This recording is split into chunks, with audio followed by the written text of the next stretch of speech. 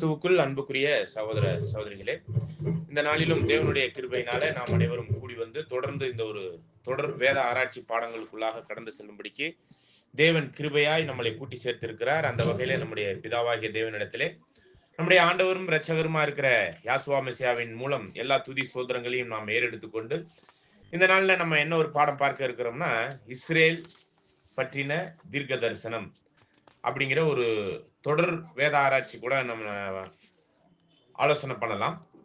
இருப்பினும் இது எந்த தலைப்புக்குள்ளாக நம்ம ஆராய்ச்சி பண்றோம் அப்படின்னு பாத்தீங்கன்னா, ஆண்டவருடைய 2ஆம் வருகையின் எதிர்பார்ப்பு பாகம் 8வதுல இந்த ஒரு இஸ்ரேலின் தீர்க்க தரிசனத்தை நம்ம பார்க்க இருக்கிறோம். கடந்த கூடுகையில நம்ம என்ன பார்த்தோம் அப்படின்னு பார்க்கும் பொழுது, இஸ்ரேல் தீர்க்க தரிசனத்திற்குரிய காரியங்களை சிந்திப்பதற்கு உரிய ஒரு ஆதாரமாக கூட இந்த ஒரு விஷயத்தை நம்ம சிந்திக்கும் போது, இஸ்ரேலாகிய அத்தி மரம் துளிர் விடுகிற, இன்னும் சொல்ல போனா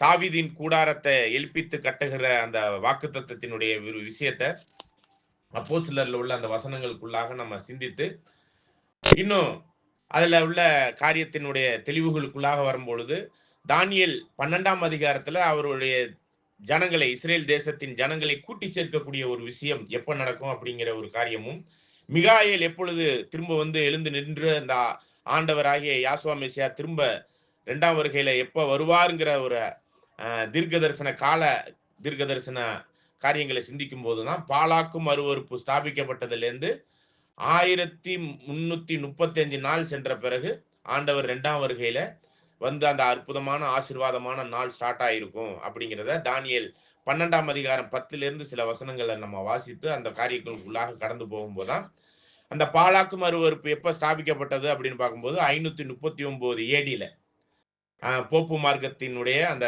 தலையெடுப்பின் காரியங்கள், அதாவது ரோமன் பேரரசும் அதை சார்ந்த சபையை சார்ந்த ஒரு காரியத்துல 539ல தான் அந்த பாலாக்கும் அருவருப்பு ஸ்தாபிக்கப்பட்டது முதல் 1335 நாட்கள்ங்கும் போது அது தீர்க்க தரிசனமா நாட்களாக கன்வெர்ட் பண்ணும்போது ஒரு நாள் ஒரு வருஷத்துக்குரிய ஒரு காரியத்துல தான் 539ல இருந்து நம்ம கூட்டும் பொழுது 1874ல தான் அந்த ஆசீர்வாதமான மிகாயேல் வந்து நின்று இந்த இஸ்ரேல் ஜனங்களை கூட்டி சேர்ப்பதற்கான ஒரு முகாந்திரம். சரிங்களா?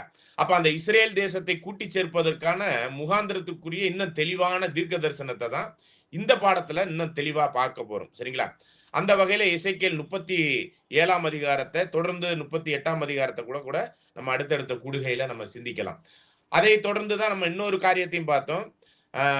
வேதாகம கால கணக்கு, பைபிள் ரீதியா படைப்பின் காரியத்திலிருந்து ஆதாம் படைக்கப்பட்டு 2 வருஷம் கழிக்கும் பொழுது 7வது நாளாகிய தேவனுடைய நாள் ஸ்டார்ட் ஆகுது. அந்த நாள்ல ஓய்ந்திருக்கிறார். 2 வருஷம் கழிச்ச பிறகு அதிலிருந்து நம்ம ஒரு கால்குலேஷன் போட்ட போதுதான், ஆதாம் படைக்கப்பட்டதிலிருந்து பார்க்கும்பொழுது 4128 வருஷமாக நம்ம பார்த்தோம். எது ஆண்டவருடைய பிறப்பு வரையும். அதுல அந்த 2 வருஷத்தை கழிச்சிட்டோம்னா, இந்த கடைசி நாளா இருக்கக்கூடிய, அதாவது பிதாவுக்கு கடைசி நாளா இருக்கக்கூடிய 7000 வருஷத்துக்குரிய ஒரு காரியத்துல அது முதல் 6000 வருஷம் எப்ப முடியுது அப்படின்னு பார்க்கும்போது, இந்த 4128 சாரி மன்னிக்கவும் 4126 வருடங்களை கழிச்சோம்னா எது வந்துரும்?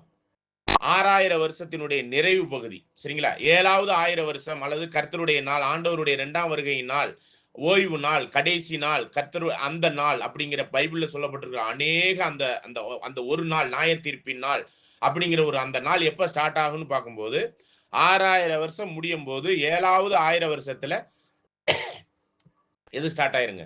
ஆண்டவருடைய 2ஆம் வருகை 1000 வருட அரசாட்சி ஸ்டார்ட் ஆயிருங்கிற அந்த கடைசி நாளுக்குரிய அந்த காரியத்தை நம்ம சிந்திக்கும் பொழுதுதான், அந்த 6000 வருஷம் எப்ப முடியுது அப்படின்னு பார்க்கும்போது 4126 வருடங்களோடு கழிக்கும் பொழுது எது வந்துருங்க? 1874ல 6000 வருடம் முடிஞ்சிரும். அதுலதான் ஆண்டவர் 2ஆம் வருகைக்குரிய அந்த 1000 வருட அரசாட்சிக்குரிய நியாய தீர்ப்பின் நாளுக்குரிய அந்த கடைசி நாளா இருக்கக்கூடிய கர்த்தருடைய நாள் அப்படிங்கிற ஒரு நாள் ஸ்டார்ட் ஆகும் அப்படிங்கிறதை நம்ம கடந்த கூடுகையில நம்ம சிந்தித்தோம். ஓகே, இப்ப அதனுடைய தொடர்ச்சி தான் இப்ப நம்ம அத்திமரம் பார்த்துட்டோம், மற்ற மரங்கள் பார்த்துட்டோம். அத்திமரம்னா இஸ்ரேல் ஜனங்கள். இன்னும் ஒரு சில வசனத்தை நம்ம பார்க்கும்போது எதுங்க, அப்போஸ்தலர்ல நம்ம பார்த்த அந்த ஒரு வசனம் கூட இல்லையா? எதுங்க? அப்போஸ்தலர்ல என்ன பார்த்தோம்? இஸ்ரேல் தேசத்தை கூட்டி சேர்க்கிற தாவீதின் கூடாரம் அப்படிங்கிற ஒரு விஷயத்த நம்ம கூட பார்த்தோம் இல்லைங்களா? இப்ப இதெல்லாமே வந்து ஒரு ஒரு முன்னோட்டமான பாடமாக தான் கடந்த கூடுகையில இஸ்ரேலை குறித்த ஒரு விஷயத்துல ஆண்டவர் 2ஆம் வருகையில வந்துட்டாரா? 1000 வருட அரசாட்சி ஸ்டார்ட் பண்ணிட்டாரா? வந்து இருக்கிறாரா? அப்படிங்கிற ஒரு கேள்விக்கான தேடுதல தெளிவா மத்தேயு 24ஆம் அதிகாரத்துல உள்ள அந்த 33வது வசனத்திலிருந்து 32வது வசனத்திலிருந்து கிளியரா நம்ம படிச்சு புரிஞ்சுக்கிறோம். சரிங்களா? படிங்க. மத்தேயு 24ஆம் அதிகாரம் 32ஆம் வசனத்திலிருந்து, அத்திமரத்தினால் ஒரு உவமையை கற்றுக்கொள்ளுங்கள். அதிலே இளங்கிளை தோன்றி துளிர்விடும்போது வசந்த காலம் சமீபமாயிற்று என்று அறிவீர்கள்.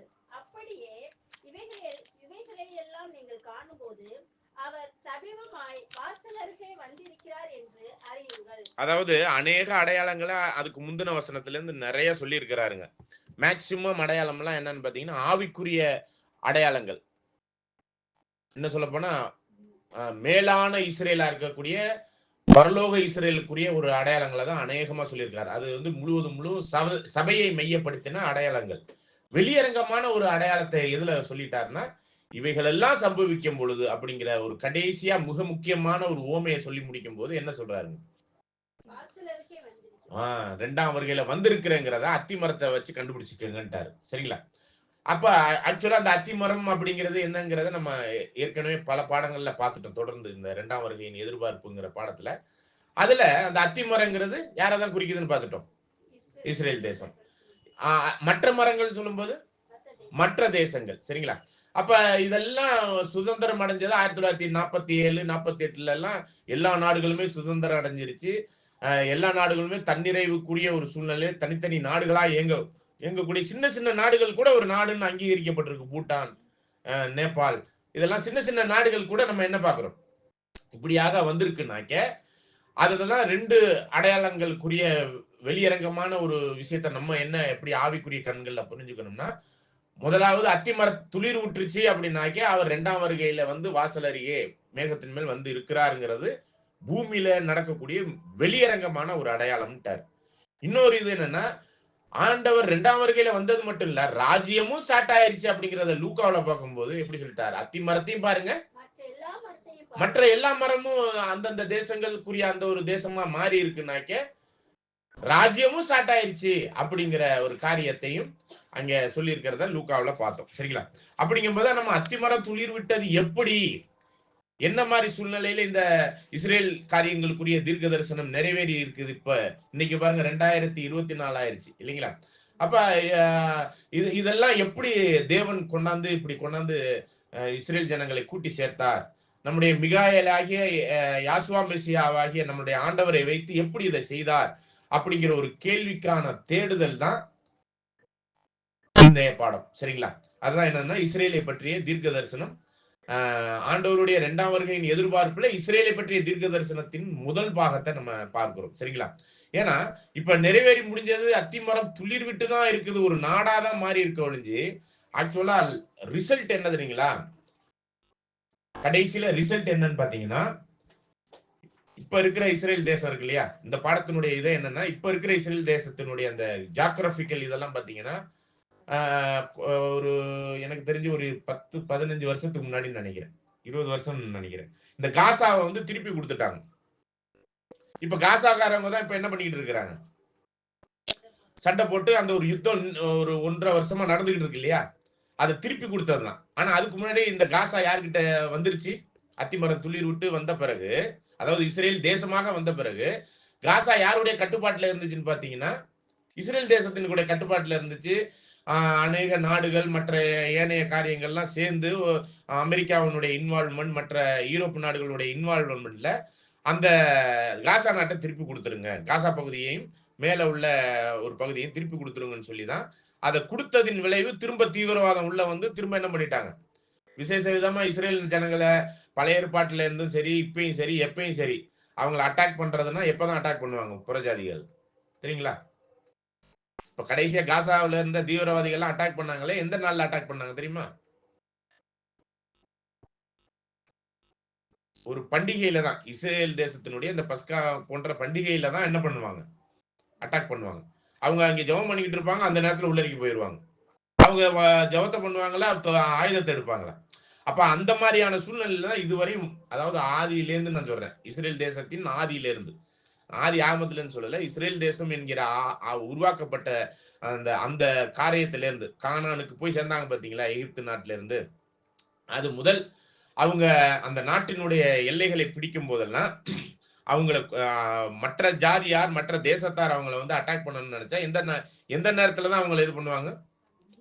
பண்டிகை நாட்கள்ல தான். அப்ப அதுதான் இப்ப கூட நடந்துச்சு. இப்ப பார்த்தீங்கன்னா, அந்த காசாவுல உள்ளதெல்லாம் ஆல்மோஸ்ட் புடிச்சுட்டாங்க. அப்படிதான் அர்த்தம். திரும்பவும் புடிச்சுட்டாங்க. ஆனா, இந்த பாடத்தினுடைய நோக்கம், இந்த பாடத்துல நம்ம பார்க்க போற ஒரு விஷயம் என்னன்னா, இஸ்ரேல் தேசம் சொல்லப்பட்டபடி எல்லா தேசத்தையும் வாக்குத்தத்தத்தின்படி, பைபிளின் வாக்குத்தத்தத்தின்படி எல்லா தேசத்தையும் அல்ல, அவர்களுக்குன்னு தேவன் வாக்குத்தத்தம் பண்ண அந்த தேசங்கள் இருக்கு இல்லையா? அந்த பரப்பளவு, ஜியோகிராபிக்கல் பரப்பளவு, புவியியல் பரப்பளவு இருக்கு இல்லையா? அது ஒரு அ பைபிள்ல தீர்க்க தரிசனமாவும் சொல்லியிருக்கார், வாக்குத்தத்தமாவும் சொல்லியிருக்கிறார். அந்த பரப்பளவை பிடிக்காத வரையும், துளிர் தான் விட்டிருக்க ஒழிஞ்சு அத்திமரம் முழு நிறைவான, என்ன சொல்றது? துளிர் விட்டு நல்ல பெரிய மரமாகி, அது கனி குடுக்கிற நிலைமைக்குரிய நல்ல தெளிவான ஒரு விஷயமா ஆயிருச்சா? மற்ற தேசங்கள்லாம் அது அது அதற்கு அடியில வந்து நிக்கிற அளவுக்கு இருக்குதா? அப்படின்னாக்க அது இல்லை. ஒரு உவமை கூட நீங்க பார்த்திருக்கலாம். அதனுடைய விளக்கத்துக்குள்ள நம்ம போறதில்ல. திராட்சை தோட்டத்தின் நடுவில் அத்திமரம் அப்படின்னு. சரிங்களா? அப்ப திராட்சை தோட்டம், திராட்சை செடி அப்படிங்கிறதெல்லாம் எத அடையாளப்படுத்துதுன்னா, கிறிஸ்தவ தேசங்களை அடையாளப்படுத்துது. கிறிஸ்தவ தேசங்கள். அது மத்தியில திராட்சை தோட்டத்தின் மத்தியில அத்திமரம் அப்படிங்கிற அந்த ஒரு காரியத்தை மையப்படுத்தி தான் சொல்லப்படுது. ஏன்னா, நான் திராட்சை செடி, நீங்கள். அப்ப திராட்சை செடிங்கிறது எத அடையாளப்படுத்துதுன்னா, கிறிஸ்தவம். கிறிஸ்துவை ஏற்றுக்கொண்ட ஜனங்கள். அப்படிங்கிறப்ப, அந்த அத்திமரம் முழுவதும் பிரம்மாண்டமான ஒரு மரமா இருக்கணும். அதை சுத்தி திராட்சை செடிகள் இருக்கணும்னா, இது வந்து விசேஷ விதமாய் திராட்சை செடின்னா 1,44,000 பேருக்குரிய கனி குடுக்கிறவர்கள சொல்லப்பட்டதா நம்ம எடுத்துக்க முடியாது. நான் திராட்சை செடி, நீங்கள் அதன் கொடிகள்ன்னு சொல்லும்போது, அதுதான் திராட்சை செடி. ஒரிஜினல் திராட்சை செடி. ஆனா, திராட்சை தோட்டத்தின் நடுவில் உள்ள அத்திமரம் சொல்லும்போது, உலகளாவிய அளவுல எல்லா கிறிஸ்தவர்களும் அப்படிங்கிற ஒரு கணக்குக்கு வரும். இந்த ஒரு உவமை. அத நம்ம பின்னாடி தெளிவா பார்க்கலாம். அப்படிங்கும்போது, ஃபியூச்சர் உலகம், இன்னும் சொல்லப்போனா, வெளியரங்கமான கிறிஸ்துவின் 2ஆம் வருகையின் ராஜ்யம் வெளியரங்கமா ஆண்டவர் வந்துட்டாருங்கிறது எல்லாருக்கும் தெரிய வரக்கூடிய ஒரு காலம் வரும் இல்லையா?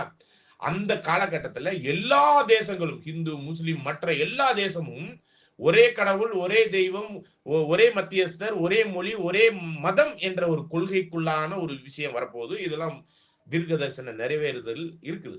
ஜகரியா புத்தகத்துல எல்லாம் இருக்குது இந்த மாரி காரியங்கள்.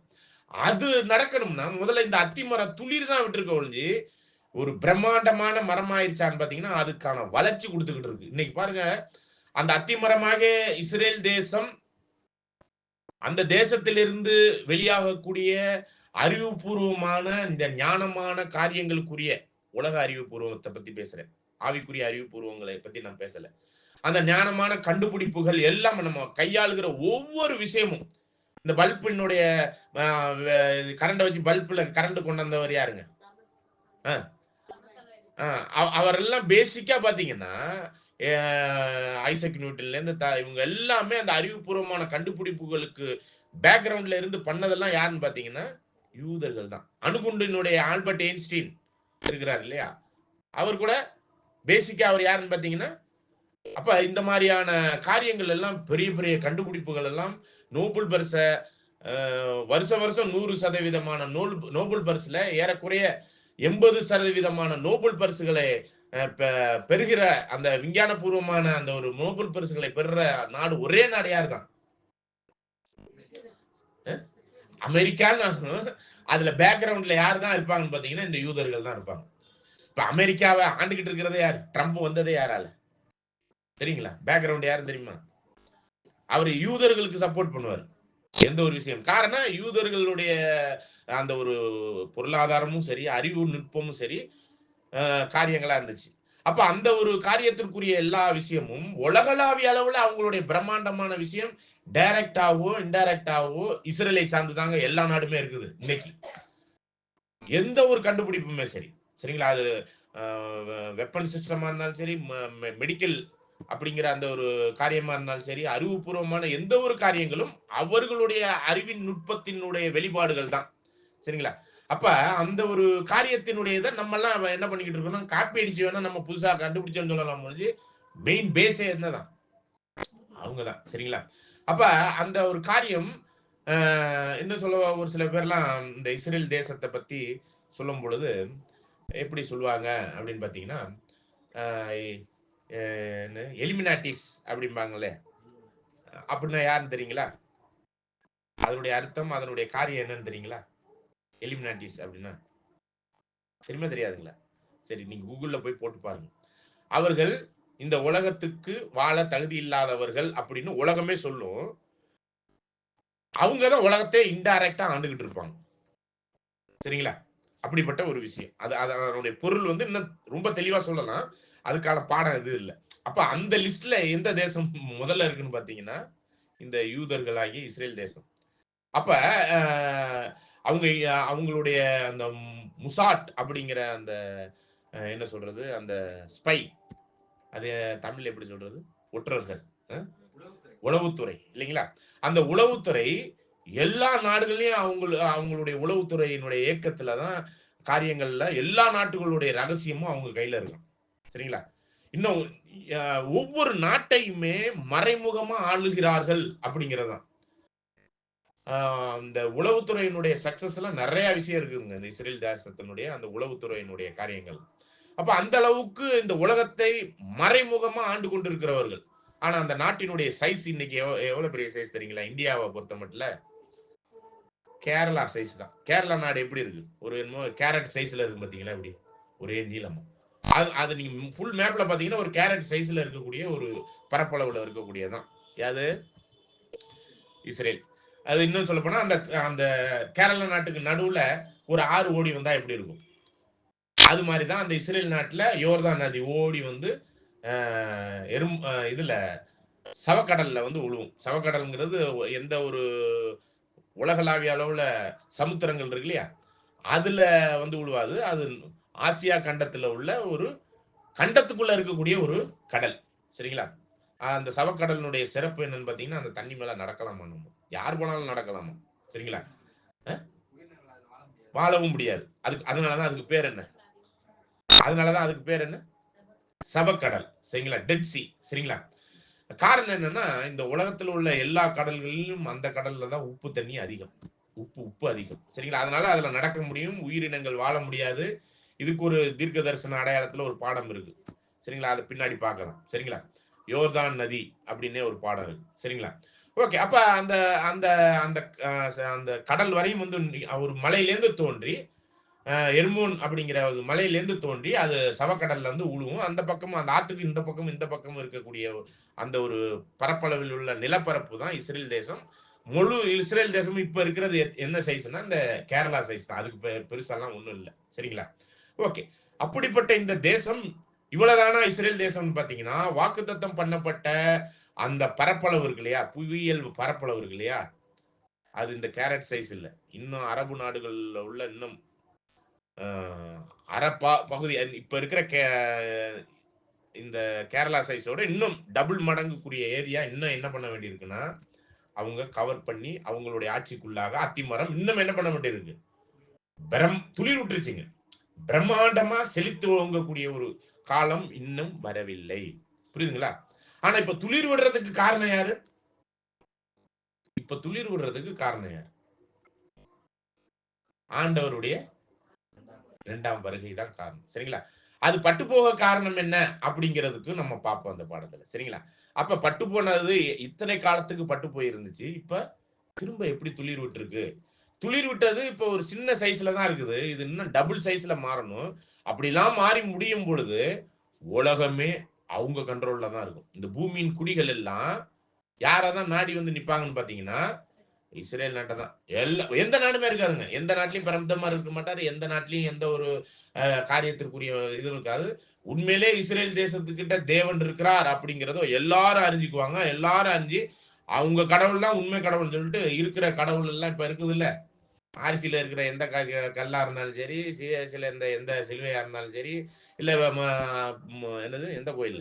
இந்து கோயில்ல உள்ள எந்த பிள்ளையாரா இருந்தாலும் சரி, இல்ல எந்த இதா இருந்தாலும். நீ எல்லாம் எனக்கு என்ன செய்ய முடியும்னு கொண்டாந்து ரோட்ல போட்டு உடைப்பாங்க இப்படி. சரிங்களா? ஏன்னா உண்மையான கடவுளை அறியக்கூடிய காலம் இன்னும் வரல. இப்ப யாருக்கு இந்த அறியக்கூடிய அறிவை கொடுத்திருக்கிறார் அப்படின்னு பார்த்தீங்கன்னா, இந்த சத்தியத்தை கேட்கிற நமக்கு மட்டும்தான். அப்ப உலகளாவிய அளவுல எண்ணிக்கையில ரொம்ப குறைவான ஜனங்களுக்கு தான் இந்த 1,44,000 பேருக்குரிய வாய்ப்புக்குரியவர்களுக்கு தான் இந்த ஒரு அறிவுபூர்வமான தெய்வீக அறிவை, தெய்வீக ஞானத்தை தேவன் சொல்லிக் கொடுக்கிறாரே ஒழிஞ்சு, இந்த காரியத்துக்குரிய எல்லா ஜனங்களும் ஒரே மதமா வரணும்னா இருக்கிற மதம்லாம் இல்லாம போனா தானே. அப்ப அந்த மதங்கள்ல இப்ப கிறிஸ்தவர்களுக்குள்ள குறைஞ்சது லட்சக்கணக்கான பிரிவினைகள் இருக்கு. அது அத்தனையும் இல்லாம போகணும். இவ்வளவு விஷயங்கள்லாம் இருக்கு. சரிங்களா?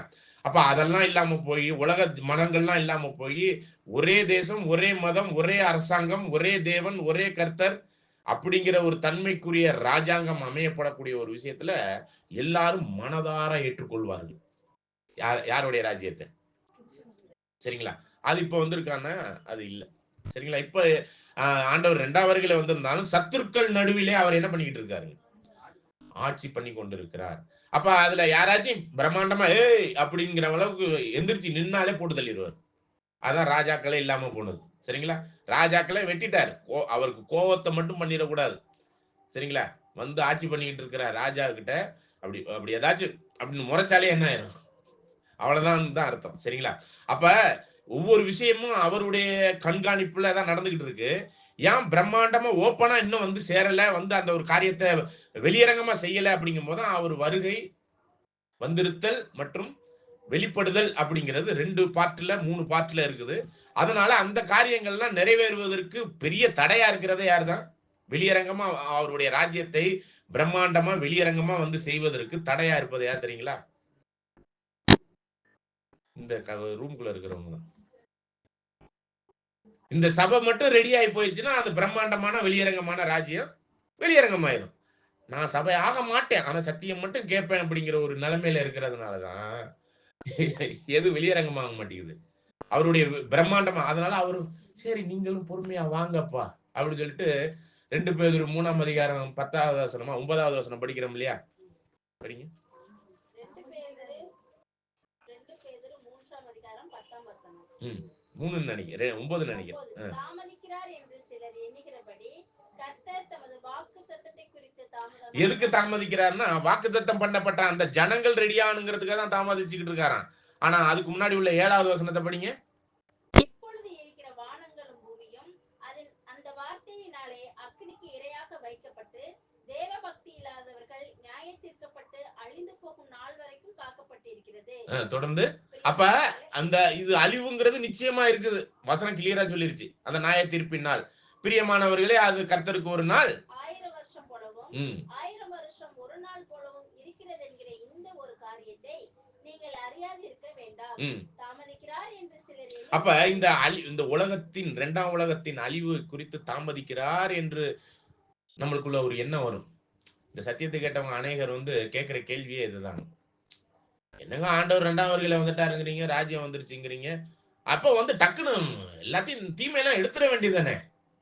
நியாயமான கேள்வி. சரிங்களா? இந்த புரிந்து கொள்ளுதல் வராததுனால நிறைய பேர் பின்வாங்கி போறாங்க. இந்த புரிந்து கொள்ளுதல். அப்ப தாமதிக்கிறார்னா எதற்கு தாமதிக்கிறாரு? படிங்க. தாமதிக்கிறார் என்று சிலர் எண்ணுகிறபடி கர்த்தர் தமது வாக்குத்தத்தத்தை குறித்து தாமதியாமல் ஒருவரும் கெட்டு போகாமல் எல்லாரும் மனம் திரும்ப வேண்டும் என்று விரும்பி நம்மேல் நீடிய பொறுமை உள்ளவராய் இருக்கிறார். இப்ப இந்த சபை வாய்ப்புல இருக்கிற நம்மேல் அப்படின்னு சொல்லக்கூடிய இந்த 1,44,000 பேர் ரெடி ஆகணுங்கிறதுக்காக எத்தனை வருஷமா வெயிட் பண்ணிக்கிட்டு இருக்காரு? இப்ப ராஜ்யம் ஆரம்பிச்சு 2ஆம் வருகை வந்து எத்தனை வருஷமா வெயிட் பண்ணிக்கிட்டு இருக்காரு பாருங்க. அந்த ஒரு வாய்ப்புல ஒருவேளை நீங்க நினைச்சு பாருங்க, நம்ம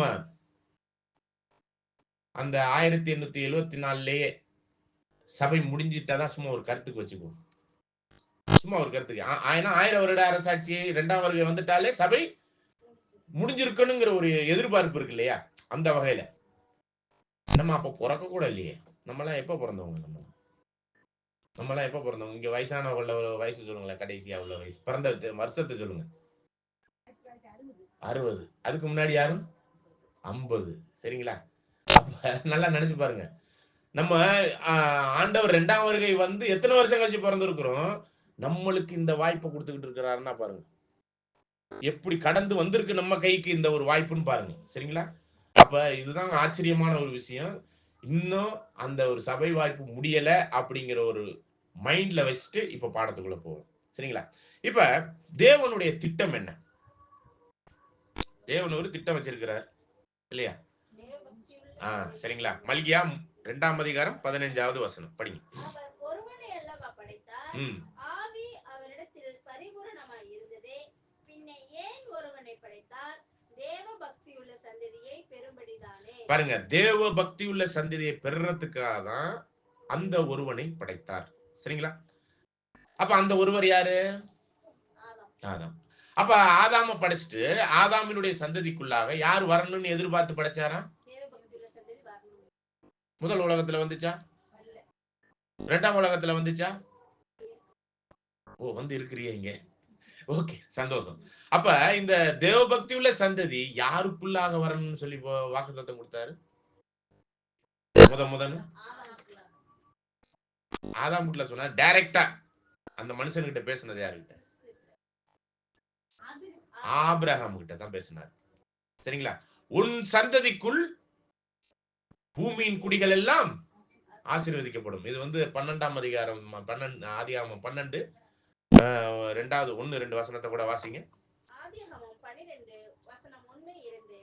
கர்த்தர் ஆபிராமை நோக்கி, நீ உன் தேசத்தையும் உன் இனத்தையும் உன் தகப்பனுடைய வீட்டையும் விட்டு புறப்பட்டு நான் உனக்கு காண்பிக்கும் தேசத்துக்கு போ. நான் உன்னை பெரிய ஜாதியாக்கி பெரிய தேசமாக்கி உன்னை ஆசீர்வதித்து உன் பேரை பெருமைப்படுத்துவேன். நீ ஆசீர்வாதமாய் இருப்பாய். உன்னை ஆசீர்வதிக்கிறவர்களை ஆசீர்வதிப்பேன், உன்னை சபிக்கிறவர்களை சபிப்பேன். பூமியில் உள்ள வம்சங்கள் எல்லாம் உனக்குள் பாருங்க, ஆசீர்வதிக்கப்படும். ஆபிரகாமுக்குள் ஆசீர்வதிக்கப்படும். இப்ப ஆபிரகாம் இல்ல, ஆபிரகாமுக்குள் அப்படிங்கிற அந்த அந்த அவருக்குள்ள என்ன அப்படின்னு ஒரு கேள்வி கேட்கும் பொழுதுதான் ஆபிரகாமுக்குள் என்ன இருக்குது அப்படிங்கிறத ஆதியாகமம் 22ஆம் அதிகாரம் 16 17 வசனத்துல நம்ம வாசிக்கும் பொழுது 2 சந்ததி வரும் அப்படிங்கிறத பார்த்தோம். சரிங்களா? படிங்க. நீ உன் புத்திரன் என்றும் உன் ஏக சுதன் என்றும் பாராமல் அவனை ஒப்புக் கொடுத்து இந்த காரியத்தை செய்தபடியால். எந்த காரியத்தை செஞ்சாரு? பலி 75 வயசுல ஆபிரகாமுக்கு வாக்குத்தத்தம் கொடுக்கிறார். உனக்குள் பூமியின் குடிகள் எல்லாம் ஆசீர்வதிக்கப்படும் அப்படின்னு. அந்த அவருக்குள் அப்படிங்கிற விஷயத்துல தான் ஈசாக்கு தான் அந்த சந்ததிங்கிறத ஆபிரகாமுக்கு தெரிஞ்சிருச்சு. ஆனா அதே ஈசாக்கு என்ன சொல்லிட்டாரு? பலி செலுத்த சொல்லிட்டாரு இந்த 22ஆம் அதிகாரத்துல. அப்ப பலி செலுத்த போகும்போது தான் நீ உன்னுடைய மகன்னு கூட பார்க்காம இந்த சந்ததிக்குள்ளதான் நான் ஆசீர்வதிப்பேன்னு சொன்னதை கூட நீ இது பண்ணாம நீ என்ன பண்ணிட்ட? பலி செலுத்திட்ட. அதனால நான் என்ன பண்ண போறேன்?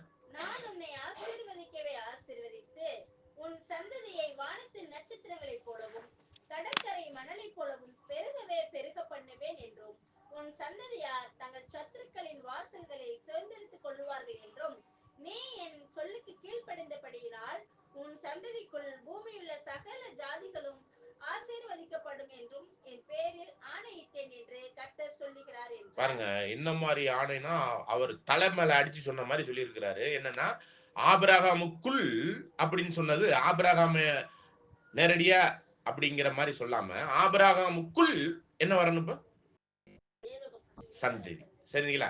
அந்த ஆபிரகாமுக்குள் ஒரு அந்த சந்ததி வரும் பாத்தீங்களா? அது பார்ட் 1 பார்ட் 2 ஆக பிரிக்கப்படுது. சரிங்களா? இந்த 2 சந்ததி வந்தாதான் எல்லா ஆசீர்வாதமும் வரும். சரிங்களா?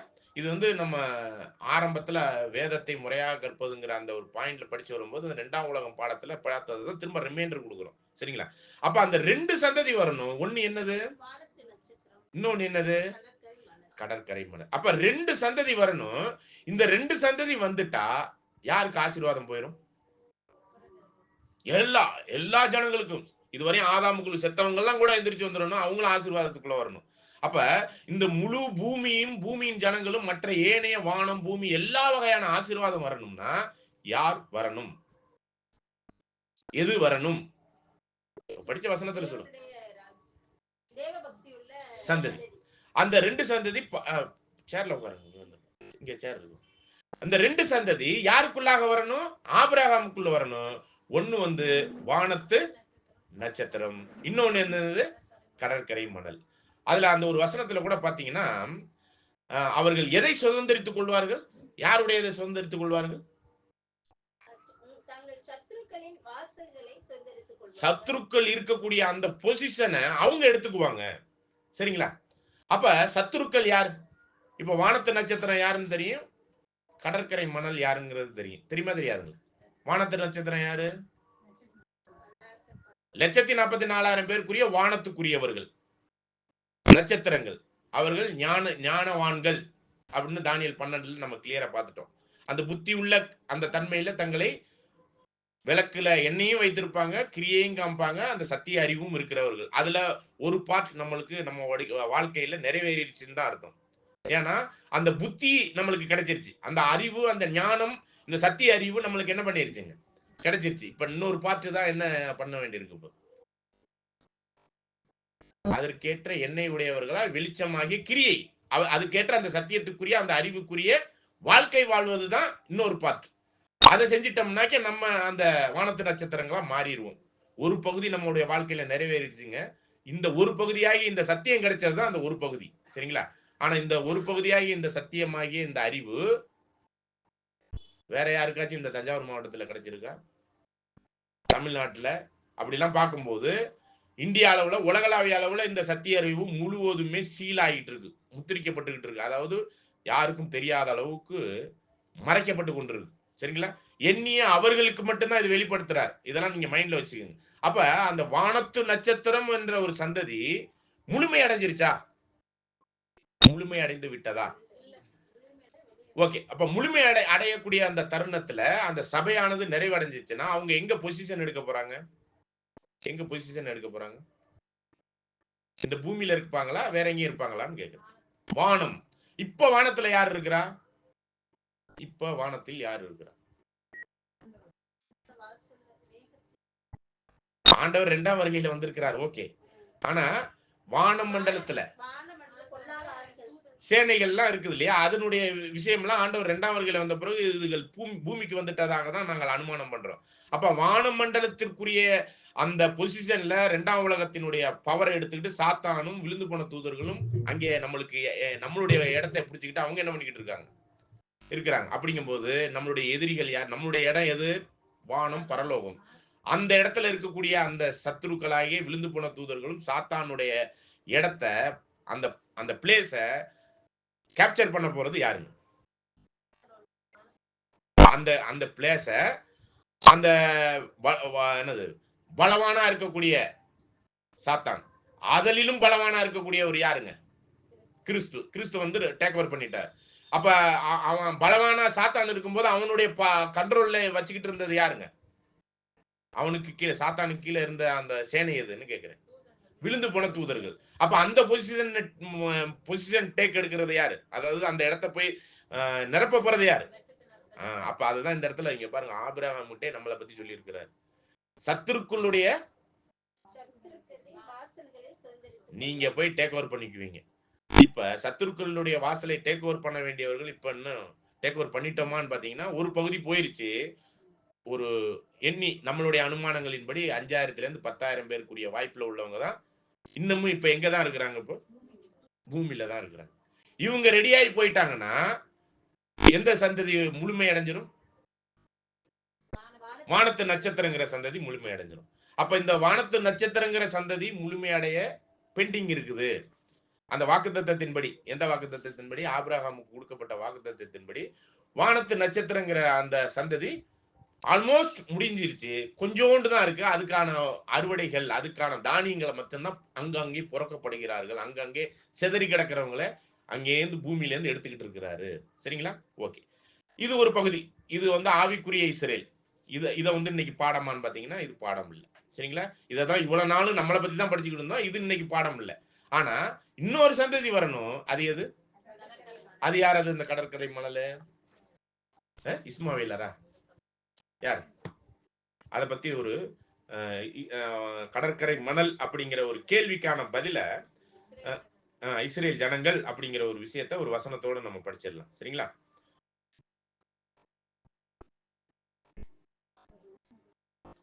ரோமர் 11ஆம் அதிகாரம் 27வது வசனம்.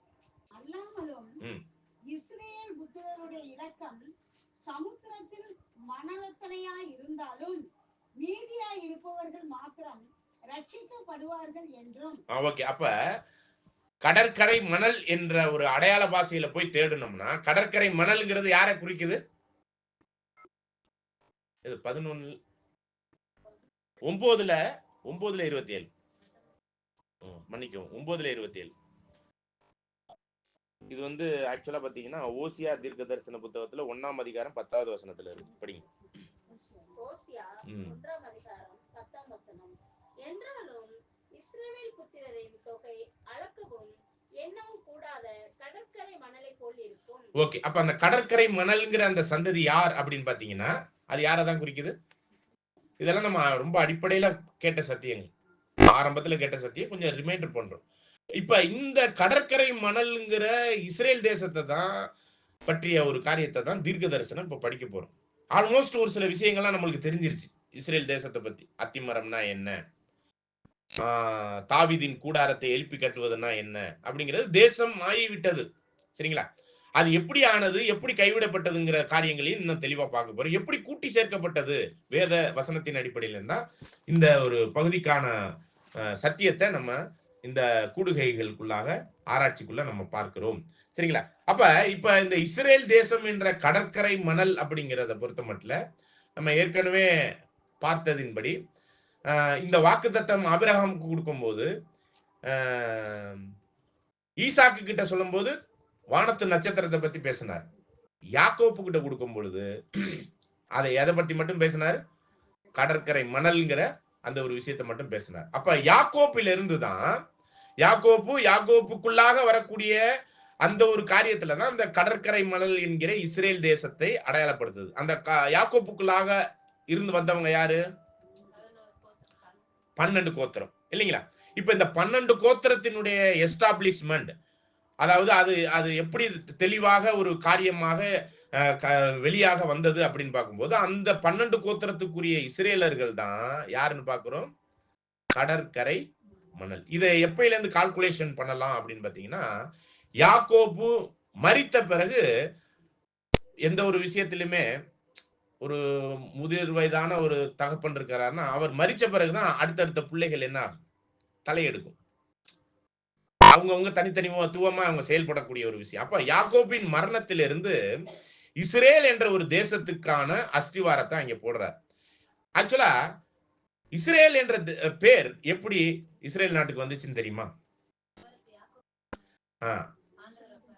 சரிங்களா? அப்ப ஒரு ஒரு ஒரு என்ன சொல்றது, ரெஸ்லிங், அதாவது யுத்தம். என்ன யுத்தம்னா மல்லி யுத்தம் நடக்கும்.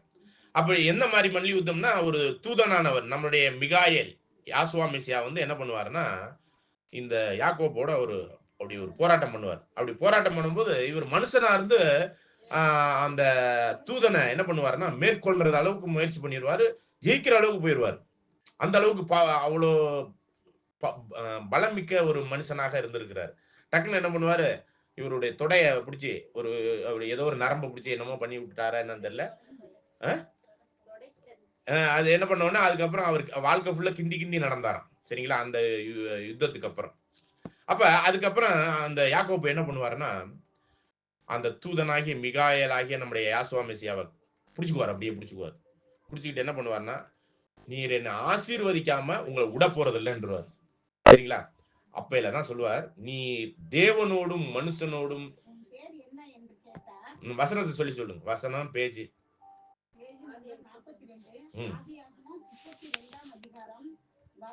28, 27 அவர் உன் பேர் என்ன என்று கேட்டார். யாக்கோபு என்றான். அப்பொழுது அவர், உன் பேர் இனி யாக்கோப்பு எண்ணப்படாமல் இஸ்ரவேல் எனப்படும், தேவனோடும் மனிதனோடும் போராடி மேற்கொண்டாயே என்றார். பாருங்க, அதான் தேவனோடும் மனுஷனோடும் போராடி மேற்கொண்டாயே. அதனாலதான் ஈஸ் நிறைய தமிழ்ல எல்லாம் மற்ற இந்தியாவுல எல்லாம் ஈசா அப்படின்னா என்ன அர்த்தம்னா மனுஷன். சரிங்களா? அப்ப இஸ் ஏல் அப்படின்னா ஈஸ்னா மனுஷன், ஏல்னா தேவன். இஸ் ஏல் அப்படின்னாக்கதான் என்னது, போராடி மேற்கொண்டவர் அப்படிங்கிறதுக்கு தான் அர்த்தம் இஸ்ரேல். மனுஷனோடும் தேவனோடும் போராடி மேற்கொண்ட அந்த ஒரு இதான் அங்க யாக்கோப்புங்கிற பேருக்கு பதிலா இங்க என்ன பேர் வைக்கிறாரு? சரிங்களா? அப்படிங்கும் போதுதான் அந்த இஸ்ரேல் அப்படிங்கிற ஒரு தேசமயமாக்கப்பட்டது எதுக்குள்ளாகனாக்கா அவருக்குள்ளாக வந்த இந்த 12 கோத்திரம், 12 பேர் ஆம்பளை பசங்க. சரிங்களா? அப்ப அந்த ஆம்பளை பசங்க 12 பேருடைய விஷயம்லாம் நீங்க யாத்திரை எல்லாம் பழுகி பெருகி என்ன ஆயிடுவாங்க, எகிப்து தேசத்துல போய் அங்க யோசேப்பின் மூலமா பழுகி பெருகி, யோசேப்பின் மூலமா இல்ல, யோசேப் ஃபர்ஸ்ட் போறாரு, அதுக்கப்புறம் எல்லா 12 கோத்திரமும் அங்கே போயிருது. யாக்கோப்பு முதற்கொண்டு எல்லா இதுவும் மொத்தத்துல எல்லாருமே போய் சேர்ந்துடுறாங்க. அப்படி சேர்ந்த பிறகு யாக்கோப்பு எல்லாருமே ஆசீர்வாதமா இருக்கிறாங்க யாருடைய ஆட்சிக்குல. சரிங்களா? அதுக்கப்புறம் யாக்கோப்பு இறந்துடுறாரு. இறந்தவொடனே அந்த பாடியை கொண்டாந்து திரும்ப கானான்ல புதைச்சிட்டு அவங்க எல்லாம் அங்க இருக்கும்போதுதான் இந்த தேசம், எந்த தேசம்? இஸ்ரேல் என்ற தேசம் எகிப்து தேசத்துக்குள்ளாக அடிமைப்பட்டு கிடக்கு. அப்படி அடிமைப்பட்டு கிடக்கிற அந்த தேசத்தின் ஜனங்கள் எல்லாம் மோசே என்ற முன்னோடியின் மூலமாக, ஒரு மெய்ப்பெண் மூலமாக என்ன பண்ணப்படுறார்? வழி நடத்தப்பட்டு செங்கடலை தாண்டி கானானை நோக்கிய பயணத்தில் கானானுக்கு வர்றாங்க. இந்த கானான் தேசத்தை தான் யாருக்கு வாக்குத்தத்தம் பண்ணியிருந்தாரு? ஆபிரகாமுக்கு. நான் சொல்லும் தேசத்துக்கு போன்னு சொன்ன அந்த தேசம் எதுனா கானான். அந்த கானான்ல யார் இருந்தானா விசேஷ விதமா அப்ப இருந்தவங்க யாருன்னு பாத்தீங்கன்னா பெலிஸ்தியர்கள். இந்த பெலிஸ்தியர்களோட இந்த காசா பிரச்சனை வந்து இப்போ உள்ள பிரச்சனை இல்லை. ஏறக்குறைய 3900 வருஷங்களுக்கு முன்னாடி இருக்கக்கூடிய பிரச்சனை. சரிங்களா? அப்ப அங்கேருந்து ஆரம்பிச்சதுதான் இப்ப திரும்ப ஒரு பெரிய ஜனமா, அதாவது இங்க போனவங்க ஒரு 70-72 பேர் தான். எங்க? எகிப்துக்கு மொத்தத்துல. சரிங்களா? அங்க அவங்க வெளியே வந்தது எத்தனை பேர் தெரியுங்களா? ஏறக்குறைய 200 வருஷம் அடிமைத்தனத்துல இருந்திருக்கிறாங்க. வெளியே வந்தது ஆண்கள் மட்டும் 6 லட்சம் பேர். எத்தனை பேர்? ஆண்கள் மட்டும். அதாவது 30 வயசுக்கு மேற்பட்டவர்கள் 6 லட்சம் பேர். அப்ப 30 வயசுக்கு மேலனாலே கல்யாணம் பண்ணியிருப்பாங்க, ஒரு ஒய்ஃப் வச்சுக்குவோம். ஏன்னா இஸ்ரேல் எப்பயுமே ஒன்னும் வச்சுக்க மாட்டாங்க, எத்தனை தான் வச்சுக்குவோம். யாக்கோப்லாம் எத்தனை மனைவி? சரிங்களா? அப்படிங்கிறப்ப அவ தகப்பனே எப்படின்னாக்க இவங்க எப்படிதான் இருப்பாங்க. ஆனா நம்ம கண்ட்ரோல் பண்ணிக்குவோம், குடும்ப கட்டுப்பாடு இல்லையா? அதுக்கு ஒரு மனைவியின் கணக்கு வச்சுக்கிட்டோம்னா 6 லட்சம் பிளஸ் 6 லட்சம் எவ்வளவு? 12 லட்சம் பேர் ஒரு குடும்பத்துக்கு. அதுல பிறந்த குழந்தைகள் சர்வசாதாரணமா இஸ்ரேல் பெத்துக்கிட்டாக்கெல்லாம் 1 2 எல்லாம் பெத்துக்க மாட்டாங்க. எத்தனை பெத்துக்குவாங்க? 12. இப்படிதான் பெத்துக்குவாங்க. 4 மனைவிகள்னாக்க நம்ம ஒரு மனைவிக்கு கணக்கு வச்சு 12 வச்சாலும் அதெல்லாம் வேணாம். ஒரு குடும்பத்துக்கு 2 பிள்ளை இந்திய சட்டத்தின்படி, 2க்கு மேல வேணாம் அப்படின்னு சொல்லி ஒரு சில கட்டுப்பாடுகள் கொடுக்குறாங்க இல்லையா? அப்படியே வச்சுக்குவோம். அப்ப இது ஒரு 12. மொத்தம் எத்தனைன்னு வச்சுக்கோங்க? 24 லட்சம் பேர் வெளியே வந்திருக்கிறாங்க.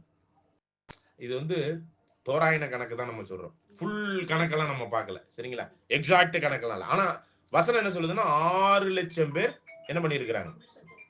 வெளியே வந்திருக்கிறாங்க. சரிங்களா? இப்படியாக வெளியே வந்த இந்த ஜனங்களுடைய காரியத்தை அவங்க அடிமைத்தனத்தில் இருக்கும்போது அவர்களுடைய கூக்குரல், யாக்கோப்பு யாத்திரையாகமம் 2ஆம் அதிகாரம் 23 இருந்து 25 வசனங்களை வாசிக்கலாம். யாத்திராகமம் 2ஆம் அதிகாரம் வசனம் 22 முதல் 23 இருந்து. சில காலம் சென்ற பின் எகிப்து ராஜா மரித்தான். இஸ்ரவேல் புத்திரர் அடிமைத்தனத்தினால் தவித்து முறையிட்டுக் கொண்டிருந்தார்கள். அவர்கள் அடிமைத்தனத்தில் இருந்து முறையிடும் சத்தம் தேவ சன்னதியில் எட்டினது. தேவன் அவர்கள் பெருமூச்சை கேட்டு தாம் ஆபிரகாமோடும் ஈசாக்கோடும் யாக்கோபோடும் செய்த உடன்படிக்கையை நினைவு கூர்ந்தார். பாத்தீங்களா? இவங்ககிட்ட செஞ்ச உடன்படிக்கை என்ன? உங்க தேசத்துல கொண்டாந்து வச்சு உங்களை ஒரு பெரிய ஜாதியாக்குவே, உங்கள் சந்ததிக்குள்ளாக பூமியின் குடிகள், இந்த இஸ்ரேல் தேசத்துக்குள்ளாக பூமியின் குடிகள் எல்லாரும் ஆசீர்வதிக்கப்படும். வானத்து நட்சத்திரத்தை அப்படியே ஸ்கிப் பண்ணிக்குவோம். இப்ப அந்த வகையில தான் இந்த அத்தி மரம் இப்ப துளிர் விட்டு இருக்கிறதா நம்ம பார்க்கிறோம். எங்கெங்கேயோ இருந்தவங்க எல்லாம் கொண்டாந்து சேர்த்து இப்போ கேரளா சைஸ்ல அத்தி மரம் துளிர் விட்டு இருக்கு. இதுதான் இப்ப உள்ள கண்டிஷனுக்குரிய தீர்க்கதரிசன நிறைவேறுதல். அப்ப 25 வரை முடிஞ்சிருச்சா? இல்ல. தேவன் இஸ்ரவேல் புத்திரரை கண்ணோக்கினார், தேவன் அவர்களை நினைத்தருளினார். அது அந்த ஒரு காரியம் இதெல்லாமே நீங்க இந்த இந்த வருட புதிய வருடத்திற்குரிய ஒரு காரியமா கூட நீங்க யோசிச்சு பார்த்தீங்கன்னா, நம்ம ஆவிக்குரிய இஸ்ரவேலர், மாமிச இஸ்ரவேலரே எல்லா வகையான துன்பம், துயரம், பாதுகாப்புக்குரிய ஒரு விஷயத்துல என்னென்ன மாரியான விஷயத்த செஞ்சு வந்திருக்கிறார் அப்படிங்கிறத நீங்க புரிஞ்சுக்கிட்டீங்கன்னா, நமக்கு என்ன மாரியான ஆவிக்குரிய ஆசீர்வாதங்களும் வருகிற வருடங்கள்ல மற்ற ஏனைய வருடங்களுக்குள்ளாக எப்படிப்பட்ட உன்னத பங்கை குடுக்க போறாங்கங்கிற மைண்ட்ல வச்சுக்கோங்க. என்னங்க புது வருஷம் இதுவுமா இந்த மாரியான ஏதாச்சும் ஒரு பாடம் எடுப்பீங்கன்னா, இஸ்ரேல பத்தி எடுத்திருக்கிறீர்கள்ன்னு கேட்காதீங்க. ஏன்னா, பூமியின் குடிகள் எல்லாம் யாருக்குள்ளாக ஆசீர்வதிக்கப்படணும்? இந்த இஸ்ரேல் தேசத்துக்குள்ளாக. அது மட்டுமல்ல, வானத்து நட்சத்திரம் என்ற வானத்து இஸ்ரேலருக்குள்ளாகவும். அதையும் நீங்க மைண்ட்ல வச்சுக்கங்க. இதெல்லாம் நீங்க பேரலலா யோசிச்சுக்கிட்டே வாங்க. இப்படிப்பட்ட ஒரு ஆசீர்வாதமான காரியத்த மாமிச இஸ்ரேலுக்கு செஞ்சா, ஆவிக்குரிய இஸ்ரேலருக்கு எவ்வளவு பிரம்மாண்டமான ஒரு விஷயத்த வச்சிருப்பார் அப்படிங்கிறத பத்தி புரிந்து கொள்ளுங்கள். சரிங்களா? அப்ப ஒரு தொல்லை, கஷ்டம், துன்பம், துயரம்னு வந்துட்டா தேவன் சும்மா விட்டுருவாரா? இதெல்லாம் சாதாரண விஷயம் இல்லங்க. தேவன் செஞ்ச அந்த ஒரு காரியம் இஸ்ரேல் ஜனங்களுக்கு. 24,00,000 பேர் ஏறக்குறைய அவங்க சும்மா ஒரு தோராயமா சொல்றாங்க. 30,00,000 பேரு அந்த ஆ மோசே வந்து தலைமையில கூட்டிட்டு வெளிய வந்தாராம். இப்படி ஒரு சம்பவம் வேற எங்கேயாச்சும் நடந்திருக்கா? ஒரு தேசம் அப்படியே கிளம்பி அடிமைத்தனத்திலிருந்து வெளியாகி இன்னொரு தேசத்துல போய் உட்கார்ந்து ஆட்சி பண்ணக்கூடிய அந்த தன்மை. அப்படிப்பட்ட ஒரு பாதுகாப்பு அப்படி பாருங்க கடல் எதுக்கு நிக்குது? கடல் பிளக்குது. என்ன மாரி ஒரு விஷயம் தெரியுங்களா? அவங்க எதிரிகள் பின்னாடி வர்றாங்க. அதே கடல் என்ன ஆகுதுங்க? பாருங்க. அங்க மன்னா பாலைவனத்துல என்ன கிடைக்கும்? ஒண்ணும் வெறும் கல்லும், முள்ளும் தான் இருக்கும். சரிங்களா? மணலும் தான் இருக்கும். அங்க பார்த்தா தூதர்கள் சாப்பிடுகிற உணவ அங்க சாப்பாடு குடுக்குறாரு. சரிங்களா? எங்களுக்கு நாங்க எகிப்து நாட்டுல அடிமைத்தனமா இருக்கும்போது, நாங்க பூண்டு, வெங்காயம், நான்வெஜ் அது இதுன்னு சாப்பிட்டோம். இங்க வந்து எங்களுக்கு என்ன இருக்கு? அப்படின்ட்டாங்க. பார்த்தீங்கன்னா, அது சொல்லப்படுது. ஆ கொண்டாந்து அதாவது அவங்க அந்த அளவுக்கு சாப்பிடுற அளவுக்கு ம காடைகள் முட்டி அளவுக்கு இருந்துச்சுன்னு சொல்லப்படுது. சரிங்களா? அவங்க சாப்பிட்டது தொண்டைக்கிட்ட வந்தம்போதே பெரிய பிரச்சனை ஆயிருச்சு. அந்த அளவுக்கு சாப்பிட்டுருக்காங்க நான்வெஜ்ஜா. நான்வெஜ் எல்லாம் அப்படிலாம் சாப்பிட முடியாது. அப்படி ஒரு விஷயம். சரிங்களா? எத கேட்டாலும் அவங்க செருப்பு நடந்து வந்த செருப்பு 40 வருஷமும் என்ன ஆகல? ஒரு சின்ன பிள்ளை இந்த செருப்பு மாட்டிக்கிட்டு நடக்க ஆரம்பிச்சிருச்சுன்னு வச்சுக்கங்களேன். ஒரு 5 வயசுல நடக்க ஆரம்பிச்சுருன்னு வச்சுக்கங்க தெளிவா. நடக்கும், ஓடும் இல்லையா? அப்படி நடக்க ஆரம்பிச்ச அந்த செருப்பு என்ன சைஸ்ல இருக்கும்? நம்பர் 2 இல்லையா? அந்த பையன் வளர வரல 40 வயசுல 45 வயசுல அந்த கானானை போய் சேரும் பொழுது அந்த செருப்பும் வளர்ந்திருக்கு. அப்படித்தானே அர்த்தம்? செருப்பு தேயலைங்களா? செருப்பும் வளர்ந்திருக்கு. அவங்க சட்டை 40 வருஷமா என்ன ஆகல? இப்ப நம்ம வாங்குற சட்டையெல்லாம் எத்தன வருஷத்துக்கு வருது? எத்தன மாசமா? சரி, சரி. ஓகே. அப்ப இதெல்லாம் நெனச்சு பாருங்க. அவங்க அவங்க அவங்க அந்த ஜனங்கள வழி நடத்தின முறைமைகள். எப்படி பாதுகாப்பு? என்ன மாரியான விஷயம்? யாராச்சும் அவங்கள வந்து அவ்வளோ ஈஸியாலாம் டச் பண்ணிற முடியாது. அவங்க ஏதாச்சும் தப்பு பண்ணாங்கன்னா கைவிட்டுருவாரு. ஏதாச்சும் காரியத்துல தேவன் அவங்களோட போட்டிருக்கிற அந்த உடன்படிக்கை, ஆசீர்வாதத்தின் காரியத்துல ஏதாச்சும் தப்பு பண்ணும்போது அவங்கள என்ன பண்ணிருவாரு? கைவிட்டுருவாரு. அப்ப கைவிட்ட பிறகு இப்போ ஒண்ணும் இல்லங்க. உங்க புள்ள என் புள்ள வச்சுக்குவோம். ஏன் உங்க புள்ளைய பத்தி பேசுவாங்க? என் புள்ள அப்படி பெரவணி போம்போது, சின்ன பிள்ளையா இருக்கும்போது, அப்படியே கைவிட்டுட்டேன். அப்படியே அங்கிட்டு இங்கிட்டு போயிட்டான். நான் எப்படி தவிச்சு போயிருப்பேன்? அவன் எப்படி தவிச்சிருப்பான்? அப்படி தவிச்சு இருக்கும்போது யாராச்சும் எதாச்சும் பண்ணி மிரட்டி கிரட்டி கொண்டு போயிட்டா? இப்படிதான் அந்த பிள்ளைகள கைப்புடிச்சு அந்த இஸ்ரேல் தேசத்த கூட்டி கொண்டாந்து வச்சு வழி நடத்தும் பொழுது, அவங்க கைவிட்டுட்டு ஓடிட்டாங்க நெறைய நேரத்துல. அந்த மற்ற புறஜாதிகளாகிய அந்த தேசங்களினுடைய காரியங்களுக்குள்ளாக ஈடுபட்டு அவங்க என்ன பண்ணிட்டாங்க? தப்பான வழிகளுக்குள்ள போம்போதெல்லாம் தான் கைவிடுவார். கைவிட்டோனே, "ஐயோ! தேவனே!" அப்படின்னு வருவாங்க. இப்ப பார்த்தீங்களா? அந்த கூக்குரல கேட்டு உடனே வந்து எந்த வகையான பிரச்சனையா இருந்தாலும், ஒரு தேசத்தையே ஒரு இன்னொரு தேசத்திலேருந்து அடிமைத்தனத்திலேருந்து கொண்டாந்தாருன்னா, தேசத்துல கொண்டாந்து வச்ச பிறகு எப்படியெல்லாம் ஆசீர்வாதம் பண்ணியிருப்பார்ன்னு நெனச்சு பாருங்க. சரிங்களா? அப்படிப்பட்ட ஒரு ஆசீர்வாதமான காரியம் தேவன் பண்ணணும்னா, யாத்திரையாகமம் 19ஆம் அதிகாரம் 5வது வசனம். யாத்ராகமம் 19 அதிகாரம் 5 வசனம். இப்பொழுது நீங்கள் என் வாக்கை உள்ளபடி கேட்டு என் உடன்படிக்கையை கைக்கொள்வீர்களேயானால் பாருங்க, நான் சொல்றபடிலாம் அந்த பிரமாணத்தின் சத்தியங்களுக்குள்ளாக நீங்க செயல்பட்டீங்கன்னா என்ன பண்ணுவேன்? சகல ஜனங்களிலும் நீங்களே எனக்கு சொந்த சம்பத்தா இருப்பீர்கள். பூமி எல்லாம் என்னுடையது. எல்லா பூமியில் ஜனங்களும் என்னுடையதான். ஆனா என்னுடைய சொந்த சம்பத்துன்னு பூமியில மாமிச ரீதியான ஒரு ஜனங்களை சொல்லுவேன்னா அதை யாரதான் சொல்லுவேன்? யாரதான் சொல்லுவேங்கிறார்? எப்ப எப்ப சொல்லுவார்? அவங்க அந்த பிரமாணங்கள் எல்லாம் கீழ்ப்படிந்து கை கொண்டார்கள் என்றார். எப்பெல்லாம் கை விடுவாங்களோ அப்பெல்லாம் கை விட்டுருவார். இவங்க பிரமாணத்தை கை விட்டாங்கன்னா அவர் கை விட்டுருவார். கை விட்டவொடனே போய் மாட்டிக்குவாங்க. அப்படி பார்க்கும்போதுதான் நியாயாதிபதிகள் காலத்துல ஏறக்குறைய 450 வருஷமா இஸ்ரேல் ஜனங்கள் அப்பப்ப தேவனை பிடிச்சுக்கிற போதெல்லாம் ஆசீர்வதிப்பார்.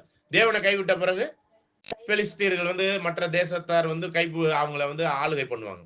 இப்படி மாறி மாறியே இந்த நியாயாதிபதிகள் காலம் நடக்கும் பொழுது இந்த காரியத்துல என்ன நடந்துச்சு நியாயாதிபதிகள் காலத்துல அப்படிங்கும்போது நியாயாதிபதிகள் 21ஆம் அதிகாரம் 25வது வசனத்துல படிங்க. நியாயாதிபதிகள் 21ஆம் அதிகாரம் 25ஆம் வசனம். அந்நாட்களில் இஸ்ரவேல் ராஜா இல்லை, அவன் தன் தன் பார்வைக்கு சரி போனபடி செய்து வந்தான். எப்ப? நியாயாதிபதிகள் காலத்துல அவனுக்கு என்ன விருப்பம் வந்துச்சு அப்படியே வாழ்ந்தான். அப்படின்னா என்னது? மனுஷனுக்கு செம்மையாய் தோன்ற வழிகள் உண்டு, அது மரண வழியில தான் போயிட்டு இருந்திருக்கிறாங்க.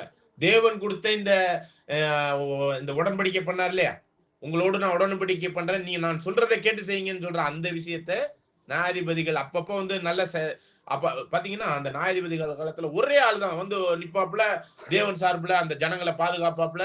நீங்க விசேஷ விதமா இவரெல்லாம் பார்க்கலாம், சிம்சோன் எல்லாம். சரிங்களா?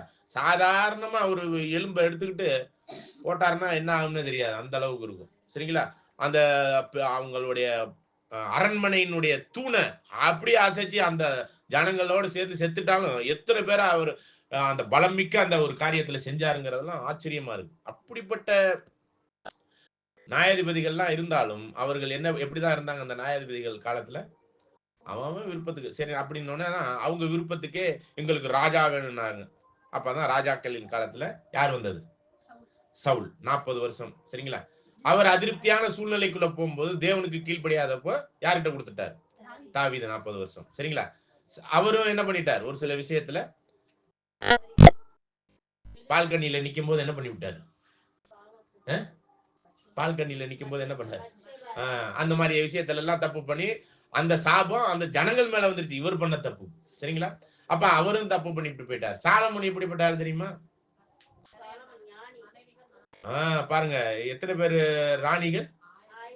மொத்தம் 700 பேர் ராணிகள், மறுமனையாட்டிகள். எல்லா நாட்டு ராஜாக்களினுடைய மருமகன் யாருன்னு பாத்தீங்கன்னா சாலமோன் தான். அப்ப எந்த நாட்டிலேயாச்சும் பிரச்சனை இருக்குமா? சாலமோன் ராஜ்யத்துல வந்து சமாதானமா இருந்துச்சா? காரணம் என்னன்னு சொல்லுங்க. காரணம் என்ன? மருமகனை யாராச்சும் டச் பண்ணுவாங்களா? புரியுதா புரியலைங்களா? 1000 பேர் 1000 நாட்டு இளவரசிகளை கல்யாணம் பண்ணி என்ன பண்ணிருக்கிறார்? ராஜ்யம் பண்ணிருக்காரு. அதனால எந்த பிரச்சனையும் இல்லாம சமாதானமா இருந்துச்சான். ஆனா இதே ஆள் என்ன பண்ணிட்டாரு தெரியுங்களா? இந்த மனைவிகள் மனவாட்டிகளுடைய தெய்வங்களை வணங்க போய் தோப்புகளுக்குரிய அந்த விக்கிரக ஆராதனைக்குள்ள போகும்போது அவரும் தப்பு பண்ணி தேவனுக்கு கீழ்ப்படியாம போயிட்டார். இவ்வாறாக சாலமோன் காலத்துக்கு அப்புறம் ராஜ்யம் 2ஆக பிரிஞ்சது. ஒண்ணு வந்து யெரொபெயாம், இன்னொன்னு வந்து எரோனா ஏல ஆரம்பிக்கும், ரெகோ அப்படின்னு 6ல ஆரம்பிக்கும். சரிங்களா? இதை ஈஸியா புரிஞ்சுக்கிறதுக்காக சொல்றேன். இதுல எப்பயுமே எனக்கும் கன்ஃபியூஷன் இருக்கும், உங்களுக்கும் கன்ஃபியூஷன் இருக்கும். சரிங்களா? யாரு என்ன அப்படின்னு. சரிங்களா? இந்த ரெகோபெயாம்ங்கிறது யாருடைய மயன்?